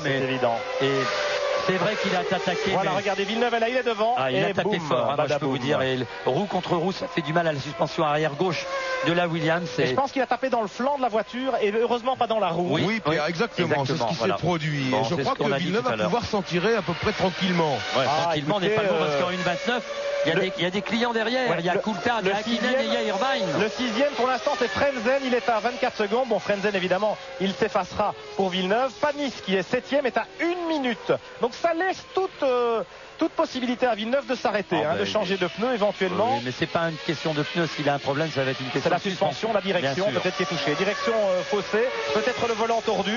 On va voir ça. Villeneuve, 50 tours alors qu'on revoit l'abandon de Demonil ici. Le champion du monde, regardez quel symbole. Dans le même tour, Villeneuve élimine Schumacher, ou plutôt il parvient à arracher la première place à Schumacher et donc la couronne mondiale.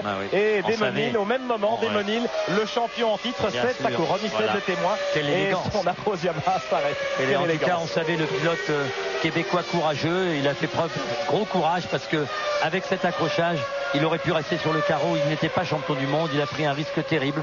Espérons pour lui qu'il va aller au bout de la course et qu'il va coiffer sa première couronne mondiale. Quelle formidable détermination dans cette manœuvre de dépassement, Jacques. Parce que c'est vous qui nous avez dit, là où on peut dépasser, c'est au freinage de la ligne droite opposée. Mais il fallait être courageux pour dépasser là. Il avait quand même beaucoup à perdre dans ce dépassement. Mais vous savez qu'on n'a pas toujours été très sympa avec... Encore 19 tours, ça discute ferme chez Williams-Renault, entre Patrick Head et Frank Williams. Est-ce qu'on l'arrête ou pas? Non. Louis Schweitzer est là, on ne l'arrêtera pas. Non, il n'a aucune raison. On parle à la radio, c'est certainement Jacques qui va décider. Jacques tourne plus vite, il est en 1.27, il a pris 2 secondes. Non. Je ne crois pas qu'il va s'arrêter. Et pendant ce temps, la Ferrari est sur la remorque. Vous savez qu'on a beaucoup insisté sur Jacques, la fédération et les médias, sur la position de Jacques, les drapeaux jaunes à Suzuka, les drapeaux jaunes ici pour Napoléon Todd, c'est Waterloo. Oui, c'est Waterloo. On a tout fait chez Ferrari pour amener Michael Schumacher au titre suprême. On est désolé pour eux, mais c'est un grand champion qui est sur la piste, faut pas l'oublier. Attention, c'est pas tout à fait fini. C'est pas tout à fait fini, Jacques. Il reste 18 tours pour Jacques Villeneuve. Ça va être interminable. probable, parce qu'un petit choc à une suspension, à une direction, des usures de pneumatiques peut-être plus élevées. Pour Jacques Villeneuve, vous savez, la course n'est pas finie. Et je ne serais pas étonné que Villeneuve, d'ici la fin de la course, renonce à la victoire dans ce Grand Prix d'Europe, laisse éventuellement passer les McLaren et se contente de marquer le petit point qui le couronnera champion du monde 1997. Il reste 18 tours et c'est le moment de jouer avec nous pour la dernière fois cette année au concours Top Position.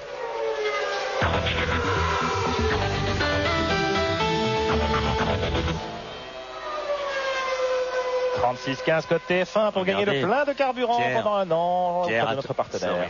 Allez-y, Jacques. Attention, Pierre, regardez, Irvine est seulement à 12 secondes de Villeneuve, ce qui veut dire que c'est à peu près certain qu'avant la fin de la course, Eddie Irvine sera dans les fesses de Jacques Villeneuve. Je peux pas croire, moi non plus, Jacques, mais la course n'est pas finie. On va se doubler encore. On est loin de la décision finale. On va peut-être voir la victoire de Coulthard ou de Hakkinen. Je crois qu'ils le méritent tous les deux. Surtout les McLaren Mercedes sont là. Voilà, elles sont là et Villeneuve tourne en 25. Ça y est, c'est fini. Il a refait confiance. Il a eu peur. Il a écouté. Il a écouté les bruits dans sa voiture. Il a contrôlé que tout allait bien. On doit être rassuré chez Williams. Il tourne vite. Il y a un garçon intelligent. Il n'y a pas plus de problème. Mais disons que la course n'est pas solide, un mental très solide, parce que là il a réussi une manœuvre absolument sensationnelle, parce qu'elle est doublée. Michael Schumacher lui-même, dans ces circonstances-là, chapeau bas à Jacques Villeneuve. Il l'avait déjà prouvé que les dépassements dépassaient Schumacher. Il n'y a pas beaucoup de pilotes qui seront capables de le faire. Souvenez-vous Estoril l'année dernière, où Villeneuve avait fait l'extérieur à Schumacher. Alors on va évidemment avoir beaucoup d'épisodes à drapeau québécois et drapeau écossais. On revoit l'accrochage, la tentative d'accrochage, j'ai envie de dire. Attention, le radiateur peut-être aussi dans le plan de la Williams Renault. On va surveiller les températures certainement à la télémétrie chez Renault Sport, parce que pour Renault, vous savez, c'est la cerise sur le gâteau dont on parlait tout à l'heure. C'est tirer sa révérence en raflant la mise. On pourrait peut-être savoir s'il y a des problèmes de température. Ça chauffe non à gauche. Regardons le ponton n'a pas l'air d'avoir trop souffert. C'est plus de la carrosserie. Marc Minary chez Williams Renault, quelle est la tendance? La tendance, sous réserve, parce que tout le monde ici serre les doigts, c'est que du côté là, on est chez les motoristes de Renault avec Bernard Ludo et Mo Schweitzer, le président de Renault qui revient. Mécaniquement, du côté de moteur, il n'y a aucun problème manifestement, aucune chauffe. Apparemment, on se veut rassurant sur le côté mécanique de la voiture. Maintenant, avancez un peu dans le stand. Pardon Thierry, on avance un peu dans le stand. Regardez, si ça c'est pas un grand prix en direct grand public, tout le monde est chez Williams et Frank Williams serre les dents.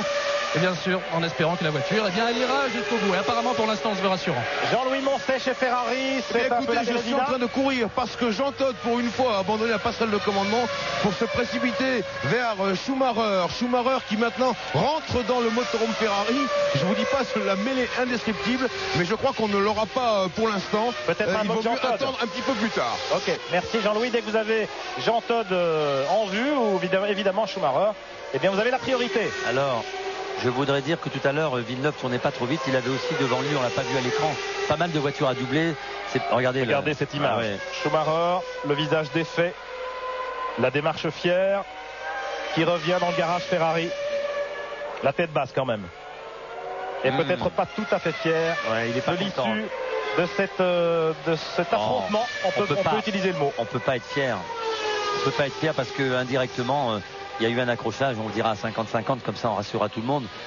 Jacques Villeneuve est sorti vainqueur pour le moment, en tout cas de cet accrochage. Michael Schumacher n'a pas encore perdu le titre puisqu'il a un point d'avance et que la course est encore longue, il fait chaud, les moteurs sont à rude épreuve, les pneumatiques et la tension. On sait que Jacques avait beaucoup de fièvre, mais enfin... Nous sommes à 15 tours de l'arrivée. 15 tours de l'arrivée. Regardez les deux McLaren Mercedes. Coulthard Hakkinen. Ils sont à moins de 7 secondes de Villeneuve. Ça revient. Et puis regardez Eddie Irvine avec la Ferrari 4e à 12 secondes. Juste devant Gerhard Berger. Qu'on aimerait bien aller retrouver sur le podium pour son dernier Grand Prix. Il va être sur le podium. Paddy c'est 7e. Frentzen 6e et Paddy 7e. Herbert 8e. Magnussen 9e. Nakano 10e. Fisichella 11e, Salo 12e, Jean Alesi est 13e à un tour après son excursion hors piste. C'est chaud, Pierre. Je ne sais pas si c'est la cabine, mais alors si c'est la tension. Mais on a chaud. On est cuit, mais je pense que beaucoup moins que Jacques Villeneuve.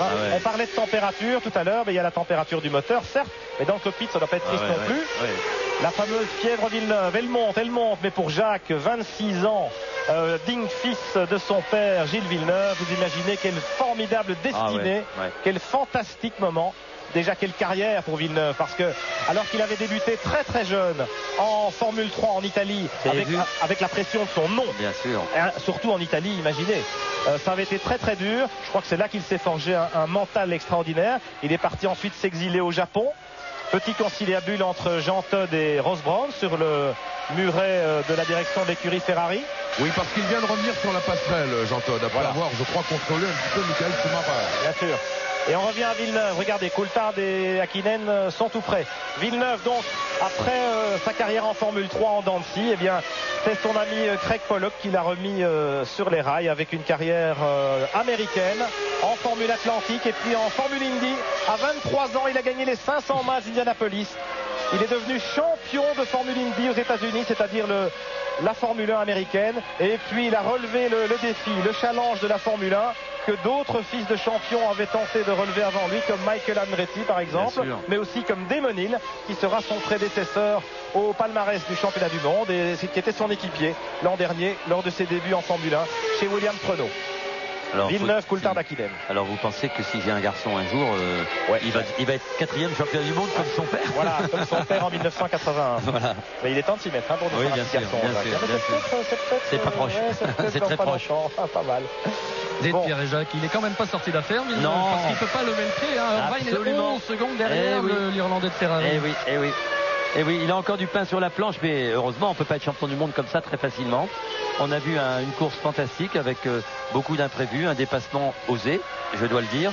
Mais en tout cas, chanceux pour Jacques Villeneuve. Il est arrivé un peu plus rapide en sortie, très haute vitesse de pointe. Et on avait vu tout le week-end, j'ai fait remarquer que la Ferrari était plus lente en vitesse de pointe que Jacques Villeneuve. Et que s'il y avait une possibilité, elle serait là.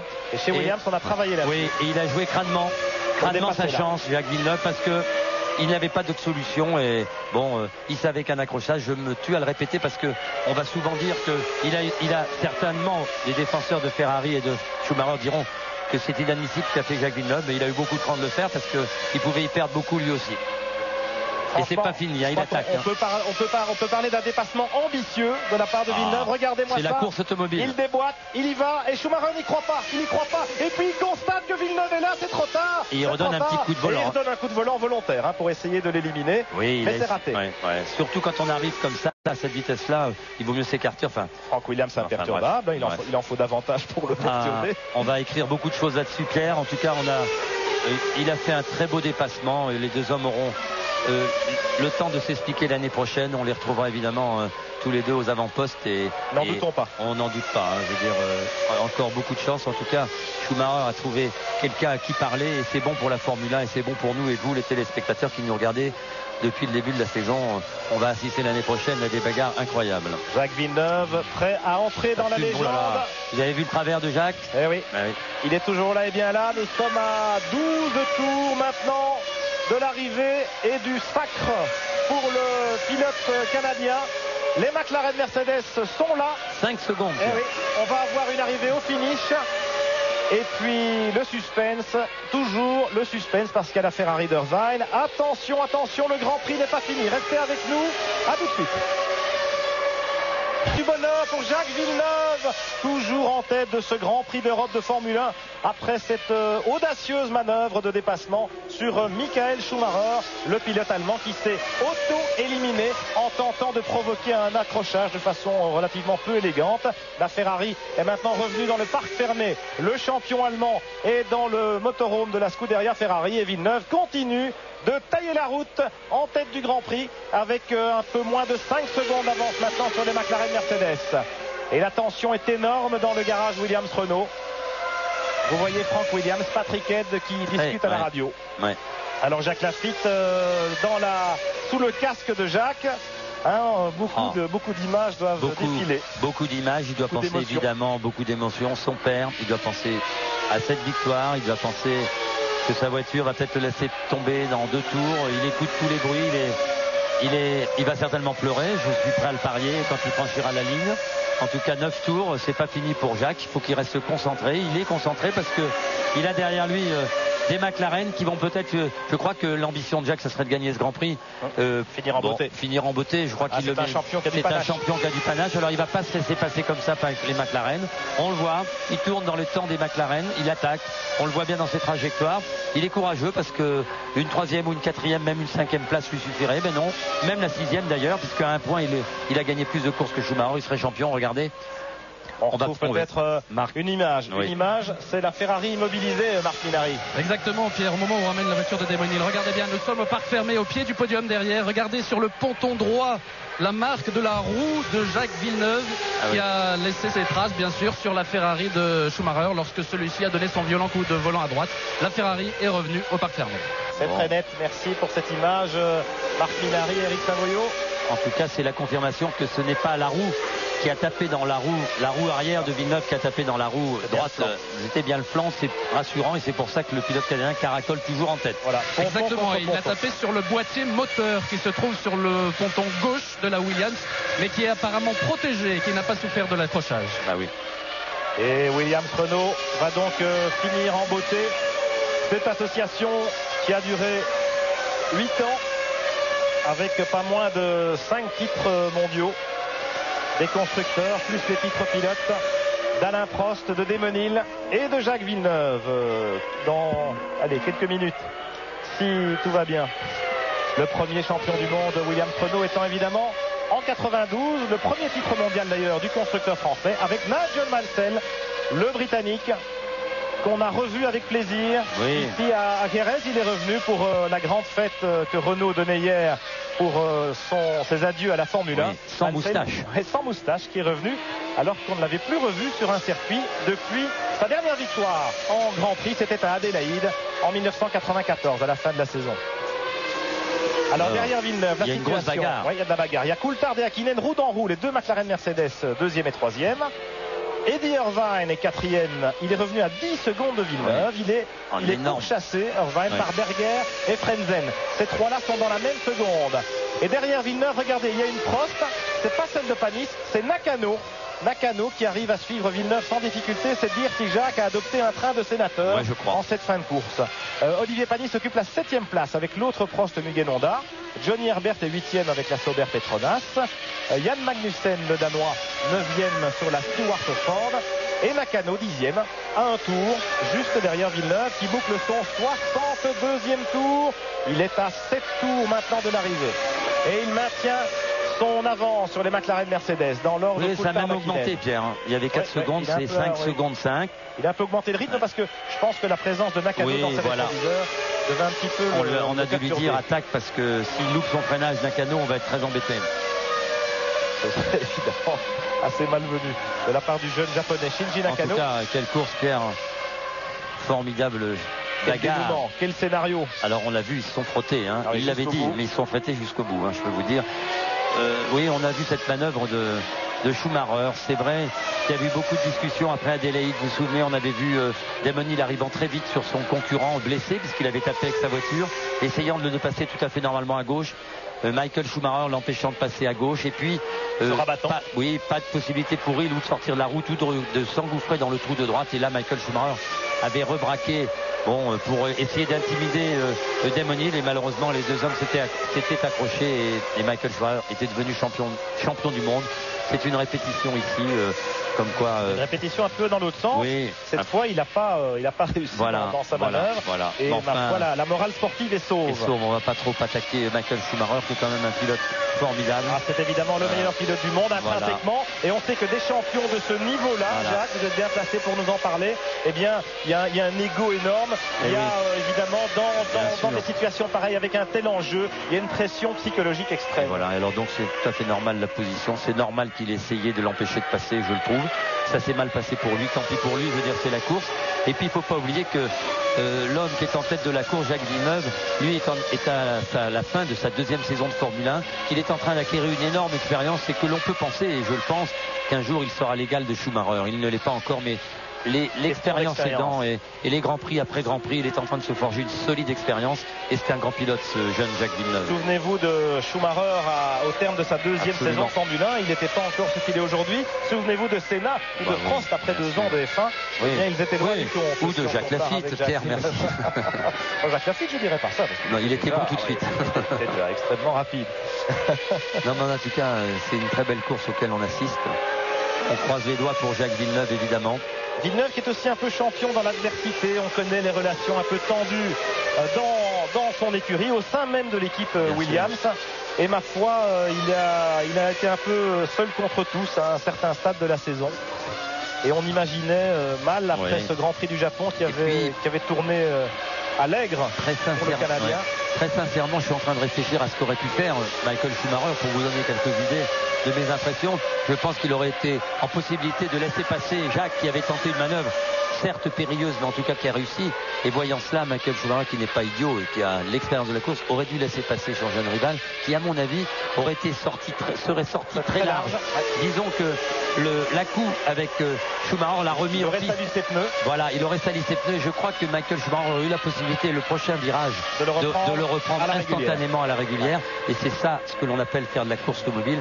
Je crois que quand quelqu'un est à côté de vous, il est important. Nakano qui dédouble. Oui, c'est bien. Et Nakano qui se dédouble sur Villeneuve. Ça doit être la seule fois de la saison qu'il a dépassé Jacques Villeneuve. Espérons que non, Villeneuve tourne, il a préféré. Il surveille ses rétros, il regarde un peu Coulthard derrière. Regardez, il a fait un 23-9, un 26-0 à l'instant.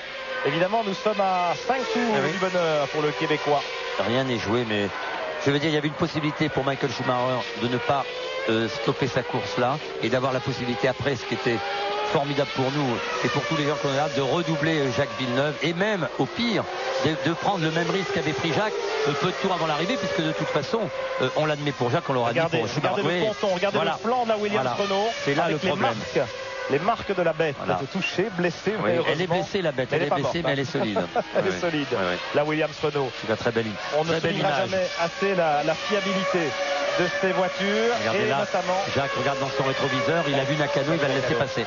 La fiabilité extraordinaire. Et regardez, les McLaren sont roue dans roue. Oui, absolument. Toujours Coulthard et Hakkinen dans l'ordre. Ils sont pas loin. Il y a la Jordan Peugeot de Fisichella. Il vient de laisser passer. Là, ils sont à 1 seconde, 2 secondes à peine. Fisichella n'a rien à faire là, mais va-t-il laisser passer les McLaren? J'en doute. Moi, je pense que Jacques contrôle la course. Oui, moi aussi, je le vois mal laisser échapper la victoire si près de l'arrivée. Oui, je crois qu'il veut quand même gagner le championnat. Il veut surtout se prémunir. Il a attaqué pour éviter le pire pour lui, c'est d'avoir Irvine. Bien sûr. Voilà, il n'est pas loin. Hein, regardez, il est là. Hein, donc il suffit de peu de choses. Bon, il reste. Mais je vois mal Irvine aller faire le kamikaze à 3 tours de l'arrivée. Oui, mais quand même, on ne sait pas. Alors les McLaren, il y a David Coulthard là devant Hakkinen. Eux aussi ils veulent gagner, Pierre. Ah oui, bien sûr ils veulent gagner. Donc ils vont tout tenter pour gagner, mais Fisichella est là, regardez. Et Fisichella fait un peu l'état tampon entre Villeneuve et les McLaren. Et je pense que j'espère que Jacques en a un petit peu sous la pédale. On va le savoir tout de suite au passage de la ligne. Coulthard, le pilote écossais, est un gentleman de la course. Là, vous l'avez vu derrière, on l'a vu au volant. Et qu'est-ce qu'il va faire Hakkinen? Non, il va le doubler. Il essaye, il est gonflé. Ça passe pas. Et Coulthard est un gentleman de la course. Et il prendra pas de risque avec Villeneuve. Il connaît l'enjeu. Regardez, il y va. Et il va passer Hakkinen. Il fait l'extérieur à Coulthard.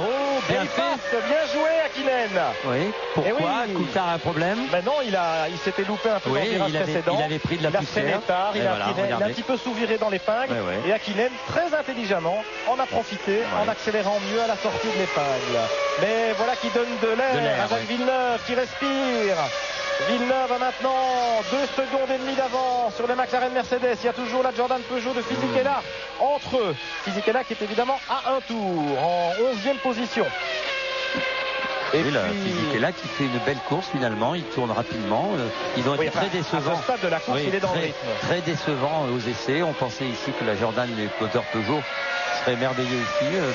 On est un peu déçus. C'est un peu comme à Budapest, un peu le même, c'est vrai. Le même verdict avec le même genre de piste, le même genre de revêtement. Oui, enfin c'est quand même un peu plus rapide ici. C'est étonnant. Les Jordan Peugeot qu'on n'a pas vu du week-end. Absolument. Fisichella est là, il est à peu près dans les temps.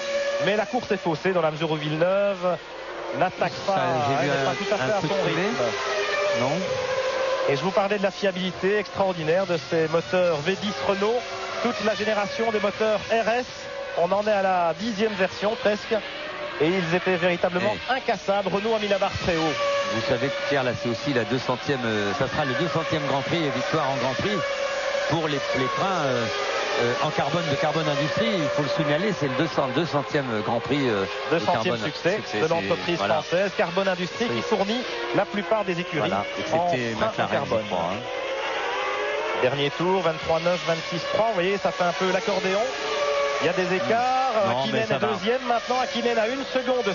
Il n'a pas de problème, il va doubler là certainement. Oui, Hakkinen va doubler. Ah oui, parce que lui, il veut gagner. Ah ben oui, il n'a jamais gagné. Parce que lui, il n'a jamais gagné. 96 Grands Prix sans gagner. Alors Hakkinen, mettez-vous à sa place. Lui, il va peut-être prendre moins de gants que David Coulthard. Il va pas prendre de gants, je peux vous le garantir. Et Villeneuve aura peut-être intérêt à s'écarter.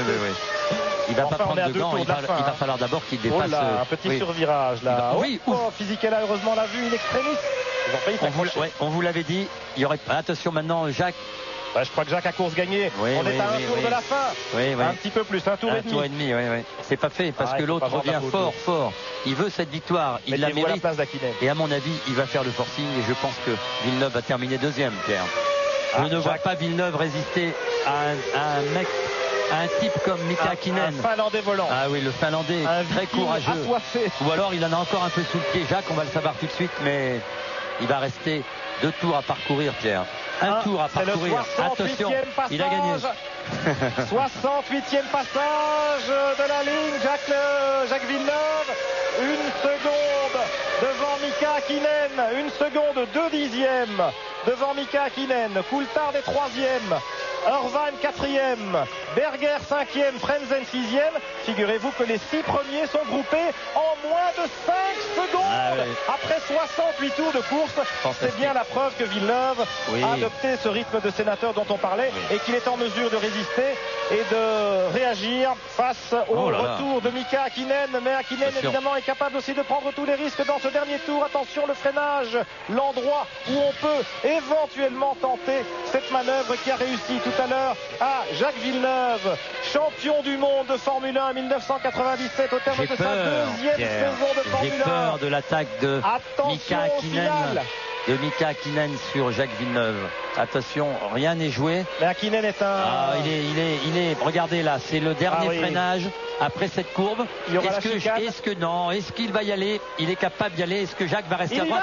Il y va. Jacques le laisse passer. Et je vous l'avais dit. Hakkinen va gagner sa première victoire. En formidable dénouement. La Formule 1 se porte bien, Pierre. Et quelque part, on se demande si Villeneuve n'a pas eu le fair play. Et Coulthard attaque. Attention, Coulthard attaque. Il va être deuxième. Oui. Et Jacques Villeneuve s'incline. Chapeau. Chapeau à Jacques Villeneuve. Je vous propose d'écouter l'ovation du stand Williams Renault. Jean Berger. Et quel finish. Berger a essayé de se faufiler sur le podium, mais il n'y est pas parvenu. Victoire d'Hakkinen devant Coulthard, doublé des McLaren Mercedes dans le dernier tour de ce Grand Prix d'Europe, dans le dernier tour de cette saison 1997 absolument extraordinaire. Et Jacques Villeneuve est champion du monde de Formule 1. Williams Renault en termine en beauté pour le constructeur français. Regardez ces scènes de joie dans l'écurie britannique et on pense évidemment aux motoristes français, à toute l'équipe Renault Sport qui a vraiment œuvré pour ce succès sensationnel. Tout Renault Sport est avec toi, Jacques. Eh bien oui, pas seulement Renault Sport, soyez-en sûrs. Et Jacques Villeneuve doit être complètement soulagé. Une seconde pour Greg Pollock qui pleure de jouer avec Jacques est champion du monde. Oui, il est champion du monde. Je pense qu'il a vraiment fait une course superbe. Et puis il a joué le jeu. C'est évident qu'il a laissé les McLaren passer. C'était super. Magnifique. Merci. On file au podium. Ben oui, on file au podium. On va se retrouver au pied de ce podium très émouvant, n'en doutons pas. Dans quelques instants en direct sur TF1. Ne le manquez pas tout de suite. Podium final de cette saison 1997. Victoire de Mika Hakkinen, deuxième David Coulthard et troisième Jacques Villeneuve, champion du monde de Formule 1.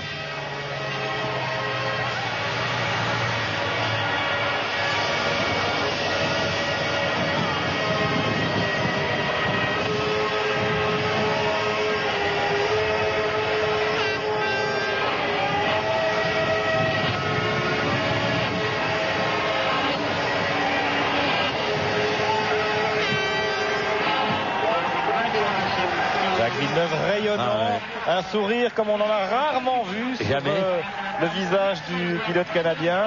C'est ça le sport. Ah oui, magnifique partie de sport cet après-midi. Jacques Lafitte avec Mika Hakkinen, un très beau vainqueur. Regardez tous les drapeaux finlandais. On ne savait pas qu'il y avait autant de supporters finlandais. C'est à l'autre bout de l'Europe, la Finlande. Imaginez, Helsinki, Jerez de la Frontera, et ils étaient là. Exceptionnel dénouement, en tout cas pour cette finale du championnat du monde. La victoire d'Hakkinen qu'il a mérité. Le retour en force de Mercedes. Avec McLaren, ce doublé est formidable. Et puis regardez les cheveux blonds, les chevelures blondes des motoristes de Renault. Clin d'œil à la teinture des cheveux de Jacques Villeneuve. C'est pour ça qu'il est mort de rire, Jacques, notamment. C'est très sympa et c'est une manière, un clin d'œil formidable pour toute l'équipe Renault Sport qui tire sa révérence à la Formule 1 au terme de cette saison absolument historique. Et oui, Rinaldo Gilles, le drapeau canadien, la feuille d'érable et bien entendu le champagne, la cérémonie. Chapeau à Mika Hakkinen, un grand sportif, Jacques Villeneuve, qui a eu le fair play. Oui, je pensais qu'il aurait. Il la voulait peut-être, mais quand même, il savait que ce titre, après avoir plus fait, important. Voilà, après ça, il n'allait pas tout perdre en un tour. Et Mika Hakkinen, imaginez que ça fait 96 Grands Prix qu'il a fait à ce moment-là. Et regardez, je sens que ce soir, chez McLaren, ça va être la fête. Pas seulement chez McLaren. Et chez Renault, il y a une grande fête ce soir. Pour les mécaniciens organisés par Renault, je veux dire, je vais y aller, Pierre, on va aller s'amuser. Je pense que dans les boîtes de Cadiz, ça va swinger. Ça va être l'ambiance de fin de saison. Oui, dans les boîtes regardez cette formidable image. Jacques Villeneuve. C'est le renouveau. Quelle émotion. Regardez. Et les pilotes McLaren, Coulthard et Hakkinen qui portent en triomphe le petit Québécois. Oui, il y a une mutation dans la Formule 1. Elle est en train de se produire devant vous et devant nous, et c'est assez sympa. Ça, ce sont les pilotes dont on va entendre parler énormément dans les années qui viennent. Alors au pied du podium, Marc Minardi. On n'est pas beau comme ça. Super. Les deux ingénieurs de Jacques Villeneuve et la belle coiffure. Denis Chevrier et Jock Clear. On a eu très très peur pendant cette course. Racontez-nous comment vous l'avez vécu. Denis d'abord. On l'a vécu, on espérait que ça se passerait sportivement. Ça s'est effectivement passé sportivement dans la première partie de la course. Et puis ensuite, il s'est passé ce qu'on pouvait craindre. Et avec un événement absolument anti-sportif. Et Dieu merci, c'est le plus sportif qui l'emporte. Et c'est vraiment ce qu'on espérait de tout cœur, dans la mesure où Jacques a vraiment assuré sportivement une excellente saison. Et il mérite ce titre. Il a gagné 7 fois, il aurait pu gagner 8 fois aujourd'hui. Et il a fait 10 pole positions contre 4. Il n'y a absolument pas photo, il est champion du monde. Regardez quelle équipe. Alors Denis, il a l'habitude d'être champion du monde. Vous, Jacques, vos premiers titres de champion du monde avec Jacques. Vous êtes quand même plus expansif, plus joyeux que Denis, non? Oui, mais parce que la saison est très très pression, très très difficile. Tout le monde pense que le Williams est très très vite. Aujourd'hui, nous avons vu la voiture est très très similaire. Mais la différence aujourd'hui est le pilote. Bravo à Jockey. Un tout dernier mot. Elle est solide la Williams, parce que le choc était rude. Oui, peut-être l'année prochaine, le Ferrari faut essayer un peu. Ok. Merci Jock, merci Denis. Il fait chaud là-dessous, je peux vous le dire, Pierre. Oui, Marc Minardi, je peux m'occuper du président Schweitzer. Selon la formule consacrée, non, on n'a pas de moumoute ni l'un ni l'autre. Selon la formule consacrée, vous n'avez pas fait le voyage pour rien, président. Je dois dire, c'était si beau et c'est le meilleur qui a gagné. Vraiment, le pilote champion du monde, c'est le meilleur pilote et je crois qu'il l'a démontré aujourd'hui de façon tellement étourdissante qu'il faut lui rendre un grand hommage. Vous aviez cette tension au départ. Vous ne pensiez pas que ça se terminerait comme ça. Tous les tours de la fin, quand on savait que la voiture de Villeneuve avait été cognée, abîmée, et de savoir s'il pourrait tenir malgré cela jusqu'au bout de la course, c'était une tension épouvantable. Et je dois dire que dans l'équipe Renault, c'était une joie qui était inouïe. Enfin, j'ai jamais connu. Merci. C'est un bel adieu, président, un bel adieu. Mais peut-être un au revoir, vous me l'avez dit tout à l'heure. C'est en tout cas un au revoir. Allez, ce n'est qu'un au revoir. Bien, merci président Schweitzer. Alors qu'il y a le vainqueur ici avec Marc Minardi. Le patron Ron Dennis. What a day, a win for Mika. Une victoire pour Mika, enfin. Merveilleux, ce doublé. Eh bien, je pense que Jacques mérite vraiment d'être champion du monde. Il a fait un super boulot. On était un petit peu inquiet d'être concerné par cette bataille pour le titre. Mais terminer premier et deuxième, c'est vraiment une fin de saison formidable qui nous permet de terminer troisième au classement des constructeurs. Merci Ron Dennis, Marc Minary. Je vous propose tout de suite de voir le portrait du champion du monde, Jacques Villeneuve.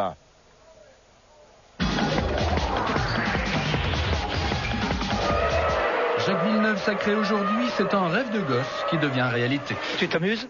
Oh, beaucoup. C'est ton intention de courir? C'est ça que je veux faire dans le futur. Tu as des buts? Ah, d'arriver champion du monde. Ses vrais débuts en monoplace, il les effectue en 91 en Formule 3 italienne avec 3 pole positions avant de s'exiler au Japon, toujours en F3 où il devient vice-champion de la discipline. 93 le voit débarquer aux États-Unis. Il signe 3 victoires en Formule Atlantique, résultat qui lui ouvre grand les portes de l'IndyCar.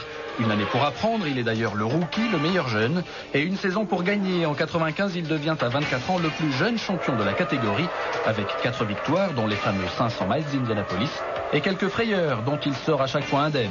Sa voiture porte le numéro 27, rendu célèbre par son père, Gilles, chez Ferrari. Gilles, un mythe qui a trouvé la mort en 1982. Je suis fier d'être son fils. Il a accompli énormément en course automobile et ça sera toujours une légende. Et même si je gagne 5 championnats du monde, ça ne changera rien. Je serai toujours en dessous de lui ou enfin ça ne sera pas comparable. Né à Saint-Jean-sur-Richelieu au Québec le 9 avril 71, Jacques grandit à Monaco et en Suisse où il étudie en internat. Son passage en Formule 1 l'an dernier fait de lui une vedette. Premier Grand Prix en Australie dans la meilleure écurie Williams-Renault et première pole position. Il terminera la course et la saison deuxième derrière son équipier Damon Hill. Cette année présenté comme favori du championnat, il a longtemps fait la course derrière Schumacher et sa Ferrari avant de renverser la situation, puis de penser tout perdre au Japon voici 15 jours et enfin d'être sacré cet après-midi. En bermuda et t-shirt, avec ses petites lunettes ou ses cheveux teints en blond, et surtout avec son esprit sportif et son franc-parler, Villeneuve faisait déjà souffler un vent nouveau sur le championnat du monde. Aujourd'hui, Jacques vient d'inscrire son prénom au livre d'or de la F1. Eh bien voilà, le signe de ralliement. Et oui, c'est la perruque de Jacques Villeneuve. Non, c'est celle que Renault a distribuée à la fin de ce Grand Prix pour honorer le pilote québécois. Je vous propose maintenant de regarder ce clip, ce très beau clip, sous forme d'hommage à Renault, qu'il a bien mérité. Renault qui est champion du monde et qui nous dit au revoir. Le grand con de service. Il est champion du monde, il n'est pas content. Connard. Coupé. Laisse-moi faire.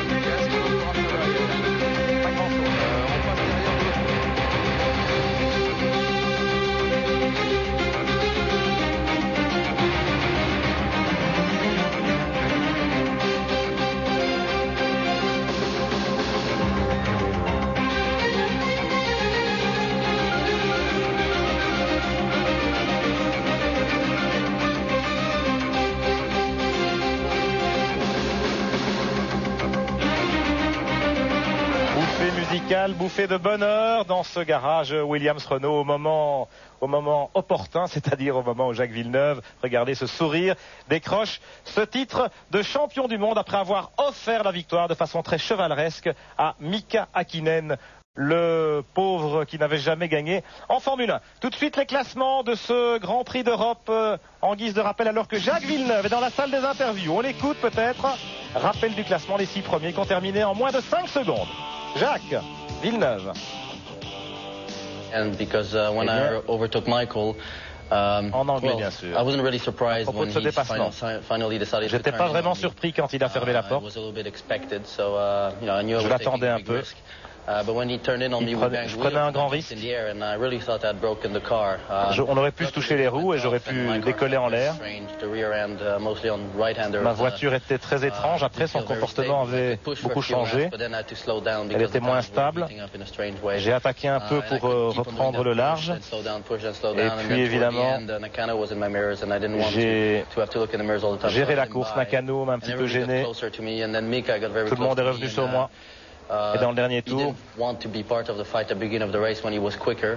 me suis dit que Häkkinen avait été sympa en début de course, de rester en dehors de notre combat et qui méritait de gagner ce Grand Prix aujourd'hui.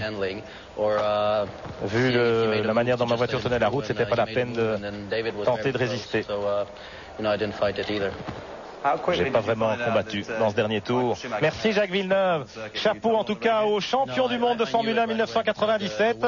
Tout de suite, les classements, on les a vus. Le classement final du championnat du monde. Eh bien, regardez, on revoit tout ça. Villeneuve 81 points, Schumacher 78, Frenzen 3e et puis ex-aequo Coulthard et Jean Alesi 4e, Berger 6e.